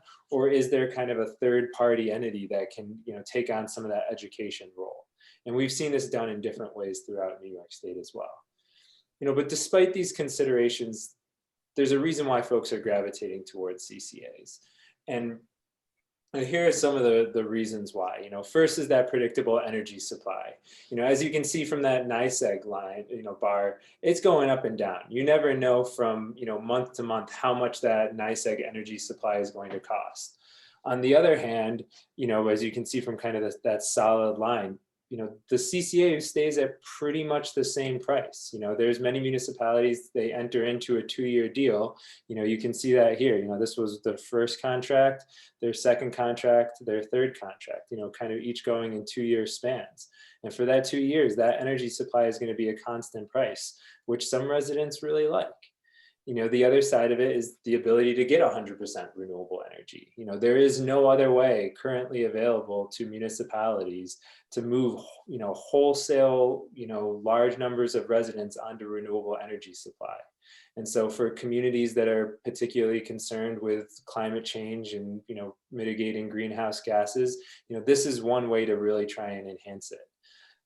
It's also enhancing community energy literacy, working to inform residents, about how they get their power, developing local renewable energy resources. There's a lot of folks that see this as a way to try and, stimulate local economies by building local renewables, trying to create a local workforce to support those renewables. From there, pivoting to trying to provide more energy services, and so some folks can see this as a way to really grow a green economy. For others, it's more about supporting kind of those disadvantaged communities, the lowest income residents among us, and trying to really boost them up as well. And if, all of you obviously know Irene Weiser, one of the big things she always talks about with CCA is the ability to keep energy investments local and strengthen local economy. So it's not paying NYSEG or suppliers from out of state, to supply that energy to us. It's trying to keep that money within Tompkins County, within the local community, so that it can be reinvested and we can all benefit from it. So where we are right now is that TCOG has a CCA working group. We started meeting at the beginning of this year. We had 5 webinars that covered a range of CCA topics. They're all available on my program's website. It's, the link is right there, southerntiercec.org. We had one that was a really basic dive into the basics of CCA. A lot of the slides that you saw today will be, you've seen in that same webinar, but we go into much greater depth into it. There was another one where we were talking to some of the local administrators. We talked to Mega and we talked to Jewel Assets to see kind of what their idea of CCA is. You know, a third one was talking to 2 communities that had gone through this. You know, we talked to Westchester Power about the Westchester CCA, and we also talked to a member of the town of Geneva to find out how that process went for them. And finally, the last 2 webinars were with this guy, Paul Fenn, the godfather of CCA, you know, to find out kind of what his program could kind of offer is this kind of enhanced version of community choice aggregation. So I, you know, highly recommend those webinars. So check them out if you're interested. And last but not least, you know, where we're at right now is Rod Howe, he's the town of Ithaca supervisor. You know, he's basically trying to assess, you know, which communities are interested in working together to create and pass model laws and, you know, hopefully leading to a Tompkins County CCA. So we met today, there was 5 municipalities. It was town and city of Ithaca, town of Newfield, town of Danby, village of Trumansburg. I think those were the 5. And basically all of them are pretty interested in pursuing community choice aggregation in one form or other. And so, you know, there's some thoughts of right now, the current discussion is, do we try and work with one of these existing administrators, you know, a Jewel Assets or a Mega, or do we try and, you know, create a local administrator that can do this stuff for us? You know, and there's benefits and detriments to both sides. And that's something that, you know, I'd be happy to get into, you know, at a different time when we have a little bit more time to talk about it. But the next stage that we're really looking at with that group is a group getting together with Kareem Beers, who works for Get Your Greenback, a program out of Tompkins County Cooperative Extension. I'm thinking about applying for grant funding from the Park Foundation to help jumpstart the CPA effort in Tompkins County. So, you know, if this is something that the town of Caroline is interested in, I think it's definitely worth contacting Rod Howe, you know, letting him know that, you know, town of Caroline is interested in this. You know, there's no commitments at this point to say, you know, at this point you're in it, you're going to be joining a community choice aggregation. But now is really the time where municipalities that get involved will have a, you know, a voice in kind of shaping the direction that it ends up going. So if this is something that's of interest to, you know, the town, it's definitely worth trying to get in on that early process. So, you know, here's my contact information. Always happy to answer any questions regarding this, and Rod Howe as well, in case you want to email him to find out more about all of this. So, you know, I'll kind of pause there. It's a lot to digest. And I'm sorry for kind of blowing through it quickly. It's such a complex topic that it's hard to do it justice in 15 minutes. But, you know, as I said, we have those webinars online if you want to take a deeper dive into this. This is just trying to give you a little bit of information to go from. Great, thank you, Terry. I thought your presentation was really good, so thank you. Thank you. Thanks.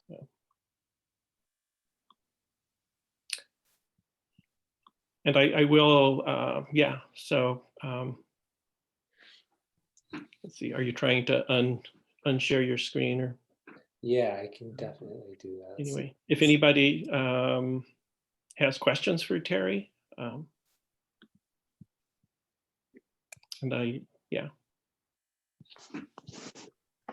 We've talked about this before on the board with Irene, and a couple years ago, she led a TCOG group on a fairly rigorous series of meetings looking into this. So it's so this is, I find this exciting, Terry, really exciting, and I've let Rod know that I'm interested in staying engaged on this and exploring it. So Rod, do I understand correctly? Rod is now is looking for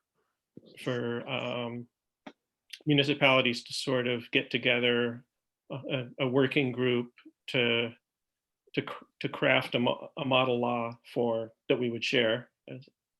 Yes, right? there's a template of a model law that he sent around to town supervisors to take a look at and try and get some thought on. I think right now, kind of where he's at is just, you know, trying to really figure out which of the municipalities are interested in being more active participants in this. You know, on the call today, he was asking, you know, who would be potentially interested in meeting with Kareem Beers to kind of flesh out what a grant application would look like and what the municipalities would be hoping to get out of someone, you know, working with them. So that's kind of where we're at right now. So, I mean, I think he knows that Caroline's broadly interested, but if there is, you know, someone from the town that wants to be more engaged, I think that's something to let him know, especially. Great. I guess, I mean, it kind of seems like a no-brainer. So do you imagine that most Thompson County municipalities are going to be willing to, or what are the reservations, or I guess? Yeah, I mean, I think there's, you know, we talked about this on the call today, you know, the biggest reservation I think for all municipalities, you know, and you know this, all of you better than anyone, is you're all incredibly busy. You know, there's a lot going on, you know, between comprehensive plans, you know, possible zoning, you know, going on, everything related to COVID, budget crisis, you know, for everyone. It's a lot going on. So what's the level of involvement that municipalities are going to have to put into this? You all have limited capacity. You know, is this something that can be done, you know, without having to rely too much on people that are already pretty overstretched? You know, so that's, I think, you know, first and foremost, one of the biggest concerns.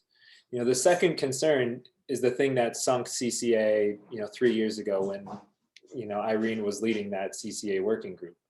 And at that point, when we were looking at how much it was going to cost for, you know, towns to adopt a 100% renewable default option for their residents, it was going to be, you know, almost 1 cent more than it would normally cost for those residents to get electricity.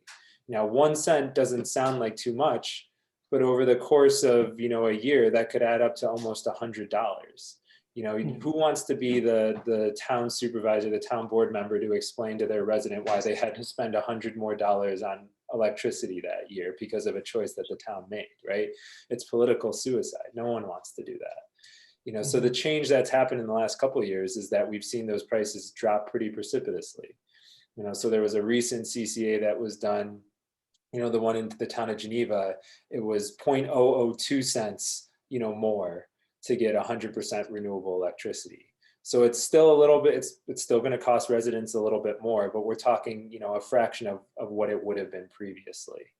You know, and what we're seeing most recently kind of with that Joule assets aggregation in Brockport and Lima, the one that I referred to before, you know, they're actually, you know, working with those communities so that when they form the aggregation for those communities, the residents will not only be part of an aggregation, but they'll also be part of a solar farm. So they'll be getting their electricity at a 10% discount. And so that theoretically, what we're expecting from that is that residents will not only be getting 100% renewable electricity, but they should be saving money from the outset. And when you get to that point, there is no worry, right? So if you can get to that stage, then the only real worry remaining is that capacity issue that we talked about. And so that's what we're trying to overcome right now. Okay. Terry, what are you defining as renewable energy? Yeah, so it's a great question. So in New York State, renewable energy is essentially defined as, you know, it's done on the basis of renewable energy certificates, RECs. And so in order for any electricity to be considered renewable, it has to be, you know, paired with a renewable energy certificate. And so essentially there's several ways in which it can be done. You know, you can work with a power producer, whether it be a wind farm or a solar farm, and buy electricity directly from them, and they'll supply you with that renewable energy certificate. Or you can buy the cheapest power you can find, you know, from whatever it is, and then go on the market and buy a renewable energy certificate that's decoupled from that power that you bought. And so that's it. It's kind of getting into a little bit of a technical realm, but essentially, as long as you have a renewable energy certificate for that electricity you bought, you're allowed legally to make the claim that you used renewable energy. Does that answer your question? Obliquely. Yeah, it's confusing. I mean, I wish I could be a little bit more straightforward with it, but it is a little bit tricky. You know, Yeah, I mean, it's just like, you know, where the licenses or you know, certificates come from. I mean, is it hydroelectric? Is it biogas? And, you know, how much it, you know, I just. So we see it from a mixture, so we have seen, if you look at Tompkins County, for instance, Tompkins County's government operations are 100% powered by renewable electricity, they'll say. And all of that renewable electricity is coming from a hydro facility. We've seen other CCAs buy it straight from solar facilities and a couple that kind of go on the open market. And when you go on the open market, you're probably getting a mixture of hydro, solar, and that biogas that you referred to. Okay. But that, they can make good deals because they can provide an even load. Yeah, I mean, so you're coming to, I mean, the big thing for solar developers, right, community solar is, they can build these farms, but then they have to try and find people to fill them, to buy their allotment. And so what we've heard is that for each subscriber that they're going out to try and get, they're having to spend roughly $200. So if you as a municipality can go to them and say, we've got 1,500 accounts, that we can put onto your solar farm, you just save them 1,500 times $200. So it's definitely a huge cost savings to them, and that's when they're able to hopefully pass on the cost savings to your residents. Cool. I find myself oddly in possible opposition to this. I love what it's about. I love that it's renewables. I think the part that I don't like is sort of the automatic opt-in. And I understand that that's sort of the trigger of the economic model. But I know if I were to suddenly one day see that my electric bill supplier had changed from what I had chosen, I'd be pissed, quite honestly. Yeah, and I think rightfully so. I mean, so the one thing that I can say is, Yeah. the way it works is that if you've chosen your supplier, you will not be automatically opted in. The only people that will be automatically opted in are those people that haven't made a choice and that they've just stuck with NYSEG. Now, some people could say, well, I willingly decided to stay with NYSEG. Right. And in that case, then they would have to opt out, which is a tricky part, and that's where I think it's critical to have that education piece beforehand and to let folks know well ahead of time, hey, on this date, people are going to be switched over. If you don't want that to happen to you, call Right. this number, go on this website, fill out this form. Yeah. But yeah, I think that's, without that piece, there will be surprised people and they'll get upset. Right. I think this sounds really interesting. I guess my concern for us is timing. We've got an awful lot on our plates in the very, very near future that we're going to have to figure out. So I'm a little bit concerned about how we would manage this for that, and asking the public as well to take on the imagination of two different parallel situations, if this all has to happen immediately right now. So it's just something that we need to talk about, in detail. On the other hand, I would well imagine that nothing really is going to happen in the county for a period of time for this. So do you have a sense of the timeline, Terry, the optimal timeline? Yeah, I mean, I think we're certainly not looking at this happening, in the next couple of months, certainly. I think, if the idea is to try and get Park Foundation funding to help direct this, those foundations, typically I think they have a quarterly grant cycle. So it would be submitting a grant, this quarter, getting the money and trying to enact the plan probably in the second quarter, and then maybe trying to get municipalities on board by kind of the third quarter, fourth quarter of this year. So I think we're looking a little bit further down the road, if that makes you feel any better. But at the same time, I think municipalities are going to go at the pace that they want to go at. And so, if there's one that's really enterprising and says, you know what, we're confident about this, let's go for it. My sense is that all it's going to take is one community to kind of lead the way, take on the brunt of the work, and then we'll see if other municipalities, decide to jump on board. And Terry, just to follow up on that, I think the idea that you're describing and that Rod is leading with his TCOG subcommittee is sort of, I think you said this at the beginning, is to lighten the load for municipalities by, doing it collaboratively and seeing who has the bandwidth to step up right now, but not duplicating efforts in each town, but sharing that. Yeah, definitely that side of thing. I mean, the thing that's going to have to be done in every town is obviously, kind of what we started here today is board members are going to have to understand what's going on, and ultimately residents are going to have to understand. And so we as Cooperative Extension, obviously my role is to educate municipal officials, but some of my colleagues, Kareem Beers that I mentioned before, Guillermo Metz, who's part of our energy team, have committed to trying to help educate residents, by hosting workshops, hosting webinars, possibly hosting open hours or office hours in the towns, COVID permitting in the future. So, hopefully there will be support. Hopefully we're going to try and remove as much of a burden as possible on the communities, because we know that's the main barrier. Great. Thank you so much. Yeah, of course. No, it's always a pleasure. And stay tuned. I'm sure we'll continue to be giving updates to everyone. And thank you so much. Okay, great. Thanks a lot, Terry. Really appreciate it. Have a great rest of your night. Okay, good night. And good luck. Okay. Yeah.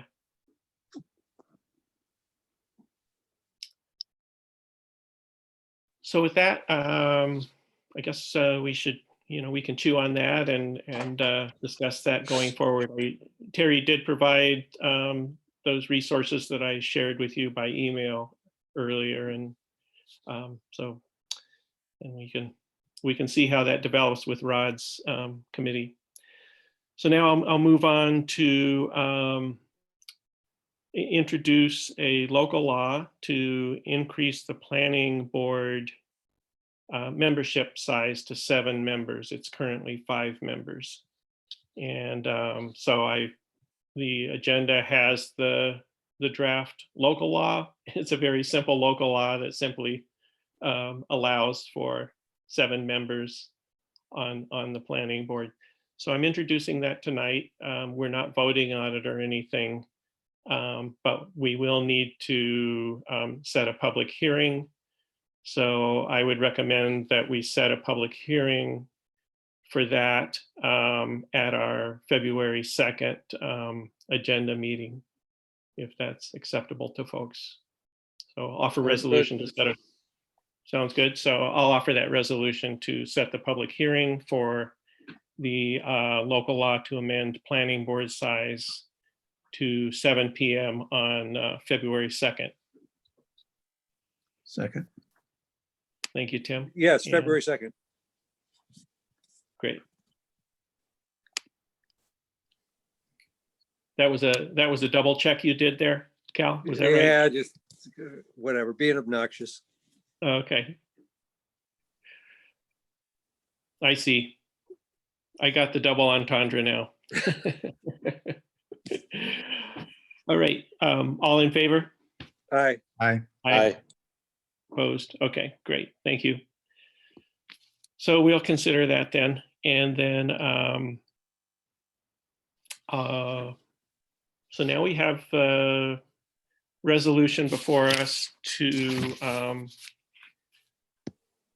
for the town board meeting process guidelines that were presented. And so I drafted those from a previous document that I found here in the town hall that I'm sure Mr. Barber was responsible for drafting with his board back in 2012 or so. And the first section, meeting decorum and responsibility, is really just Robert's rules provisions that helps us run a good meeting.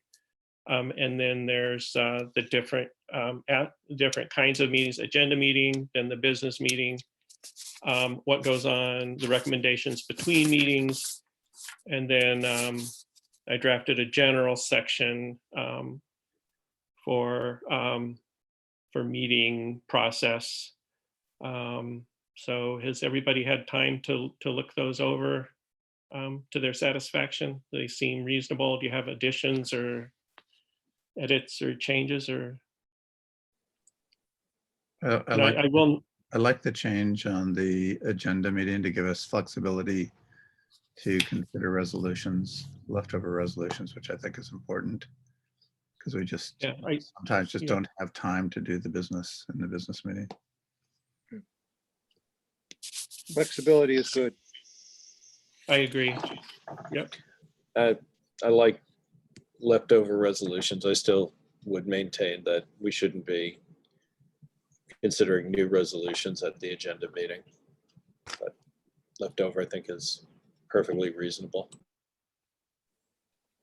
I think the previous draft left open the possibility for, time sensitive items to be considered at the agenda meetings, which I course. think is Yep. perfectly I appropriate. think that's okay. Again, I think it's all about communication Yeah, with a notice to the public, right? And so, Exactly. right. And I think in all cases that we're discussing right now, we would expect that the item or the resolution would be presented in the announcement in advance of the meeting. Yeah, I would be agreeable to that. God, we're a diverse group of guys, aren't we? Just look at us all, and I just feel like, a bunch of white males. We got to do something about that. Where did that come from, Cal? I don't know. I'm sorry. It's but true, but it's random. It is random. true. But well, whatever. I don't know. One of the beauties of Ithaca, Tompkins County is the diversity of our community, and I love it. Totally And I agree. just Well, look at it just- like this, Cal, we have a board seat open and hopefully we'll get a good diverse group of candidates and we'll have at least I two sure- two I seats sure up hope for so. election in the next cycle and hopefully the same. Yep, I sure hope so. Because it's precious. It's a precious thing. The people from different backgrounds. It's a precious thing. yep. It's certainly sorry. something that the Sorry comprehensive- sorry for my rant and diversion, but okay. Tim, did you have something? I was just going to say that sentiment is reflected strongly in the new comprehensive plan. yep. Certainly is. So anyway, Great. So, and I guess I would add a further, I don't know if it's not, but that we add this to a further resolve that this be added to the organizational resolutions as part of our meeting process. And It's a good idea. so I'll add that language at the end. So, great. Okay. Any other thoughts or comments? I did add a final thing in general that we always have acknowledged and do as much as we can, but submission of written committee and department head reports prior to the meeting is encouraged in order to facilitate discussion. So added that in. Great. Okay. Thanks, everybody. I'll call for a vote if there's no further comment. or digression. Just digression, welcome. So all in favor? Aye. Aye. Opposed? Great, thank you. And now I'll offer a resolution to approve the 2021 agreement with Tompkins County Soil and Water to provide us help with the review of stormwater plans and Second it. review. Yep. Second it. Great, Cal seconded it, and any further discussion? This is one of our recurring contracts each year. So Right. no further discussion. All in favor? Aye. Aye. Opposed? Great, thanks, everybody. And now I will, I do have a couple of budget resolutions. So, and I sent those to Jesse. I can't remember if I copied everybody on those, but so I will offer a budget adjustment of $18,000 to increase DA 2665, which is proceeds from sales of equipment, highway equipment, and simultaneously increase DA 5130.2, which is purchase of highway equipment. So this is essentially mobilizing funds that were received from sales of equipment for highway equipment expenditures. And if you remember from the last meeting, Bobby wanted to purchase a used mower from Tompkins County. So that's the purpose of that. So so I'll offer that that budget adjustment. Second Do it. I have a seconded by Cal, and any further discussion? Great. No. All in favor? Aye. I, Aye. Opposed? Thank you. And also, that was the books on 2020 aren't closed, so that was a 2020 budget adjustment. Purchase. Yeah. Um, That was a good deal for us, I think. Yeah.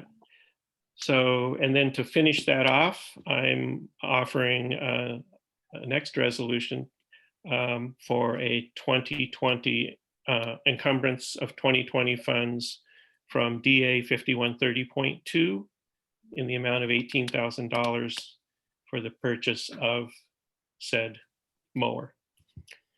So, do I have a second? Second. Seconded by John. John beat you to it by Okay. several seconds, really. And so, any further discussion? I'm getting sketchy internet up here right now. Okay, I can tell. Yeah. All in favor? All right. I, Opposed? Great. Thank you. And then the other thing I wanted to do is offer resolution for permissive referendum for use of highway equipment reserve funds for the purchase of the 2 new snow plows. That's in the amount of, let's see, I don't have it right here, but just over $201,000 that I described the last Yeah. meeting. So, but I did the transfer last time, but I realized it's subject to permissive referendum. So, so this is a resolution to authorize that permissive referendum announcement. Okay. And so, that makes sense? Seconded Yep. by Tim. Great. Any further discussion? Okay. All in favor? Aye. I, Aye. Opposed? Great. Thank you, everybody. Okay, with those preliminaries, I will offer a resolution to pay the town bills in the following amounts. For the A fund, $67,344.07. For the DA fund, $61,000, $427.10. For the streetlights, $283.01. And for the fire department fund, $6,080.17. Do I have a second? I'll second it. Cal give that seconded. one, yeah, give that one to Cal. Yeah. Went to- He'd be, so He needs a win. any further discussion? All in favor? Aye. Aye. Aye. Great. All right, we paid the bills. That's great. And now I'll offer resolution to approve the minutes of January 5th, 2021. And any comments for Jesse? Yep, look great. Look good. I thought so too. So great. So with no further discussion, all in favor? Aye. Aye. Aye. Aye. Opposed? Thank you, Jesse. once again. So I'll just, before we are at the end of our agenda. I just want to mention I did circle back to Gail Moran about the library Mhm. after our meeting last week and had a good discussion. And she's, you know, she understands where we're coming from.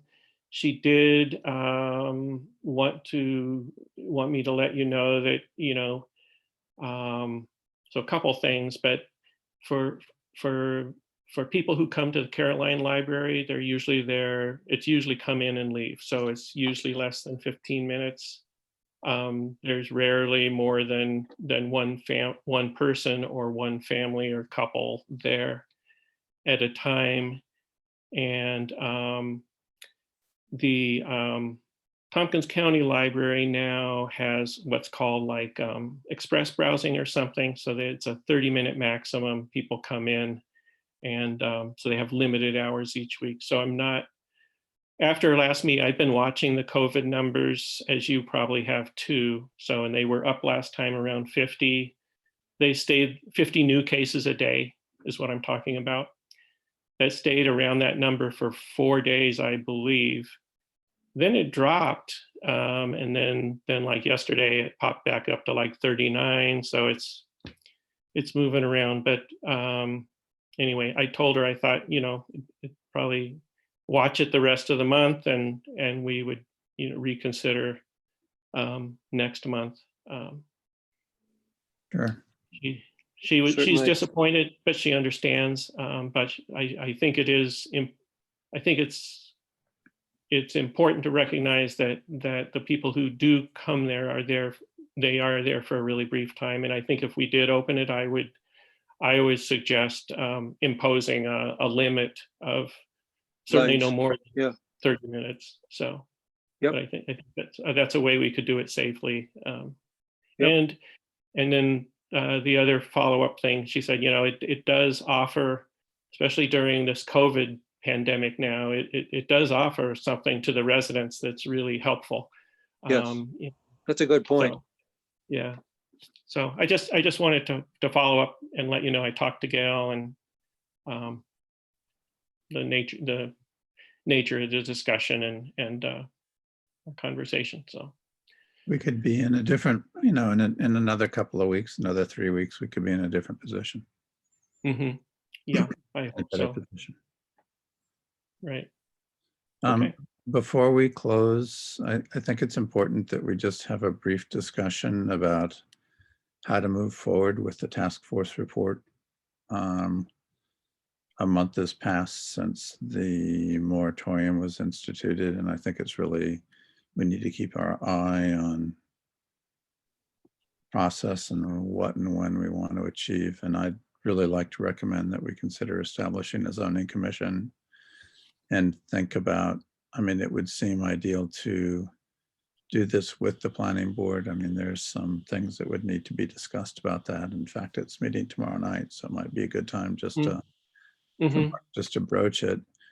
But I think we really need to take action as soon as possible so that we don't feel 3 or 4 months down the road that we're just either twiddling our fingers or caught in an unnecessary rush, and which would make it more difficult for us to make decisions just about how to proceed. And I'm wondering just if it wouldn't even make sense once we have a better idea with the planning board, whether even to think about convening a special meeting in a couple of weeks just to establish such a thing, just so we could get moving on it. We will also have to find a planner to work with us. There are just a lot of things, a lot of pieces that we would need to put together so as not to be clicking off the months on the calendar unnecessarily. I hope you can understand why I wanted to bring this up. I appreciate that so much. I totally concur with what you said. Other thoughts? I agree after talking to Joan and thinking about it that the planning board, I think that would be a good discussion to have tomorrow night with the planning board, about whether, about some sort of, about utilizing them as or appointing them for the zoning commission. They are connected to the plan very well. Joan had mentioned, it might even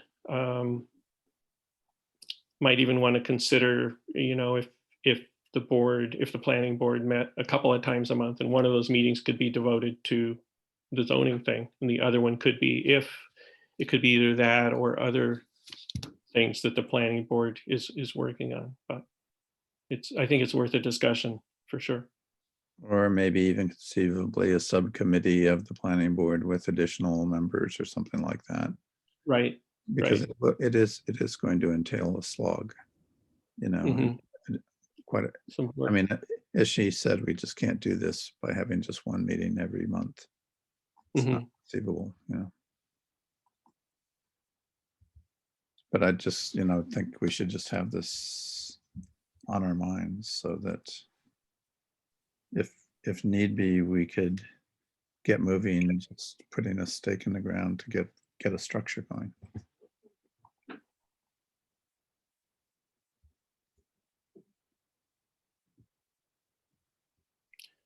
So do you, are you thinking we want to designate a meeting tonight later in the month? Or should we circle a date, or should we wait until your planning board discussion? I mean, I'm wondering what people just think about that possibility. Which one? I feel like I heard a couple of different ones. Oh, of maybe if we get a game plan with the planning board of having a brief special meeting just to establish a zoning commission so we can get things. Yeah, that makes sense. I'm agreeable to that. That makes sense to me. So it would seem like maybe it would be talk with the planning board tomorrow night and then sort of Mhm. report back and schedule from there. But that makes sense. I agree with you, Tim. I don't think it's something we should sit on. And yeah, so it might even be next week or something that we might want to do that. We're already mid-month, so okay. So let's keep in mind that we may schedule something after tomorrow's discussion, and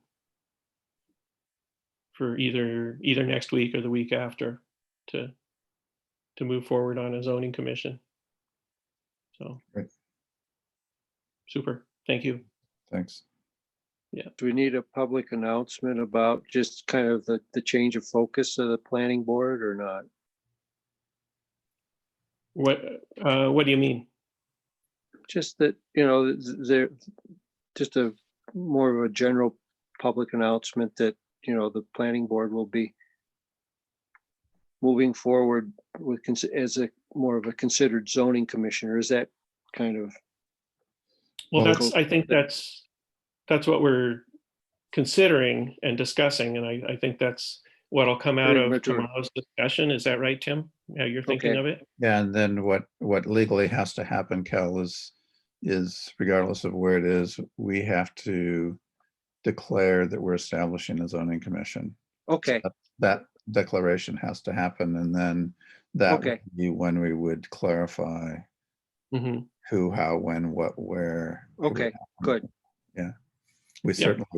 certainly want the public to be totally in conversation about this at all times. Yeah, And that's And- going to be one of the real one of the real responsibilities of the zoning commission, which it will have public hearings. I mean, a lot of this is actually laid out in state law. law, yep, Mhm. that state web, And you guys probably looked at it already a little bit, Yep. but that New York State document it's titled Adopting Zoning for the First Time.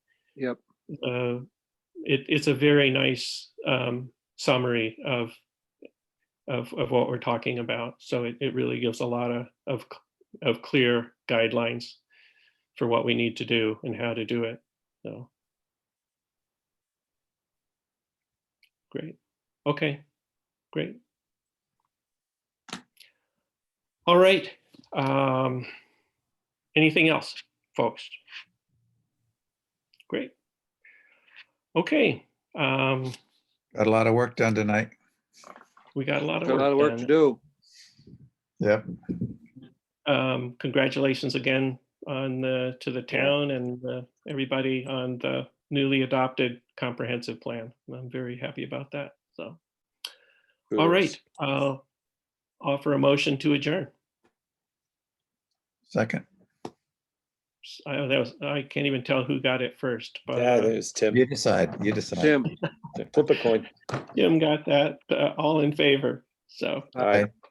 aye. Oh, great. Okay. All right. Thanks, everybody. Yeah, Night, be well, everybody. everyone. Good night. Good night. good night.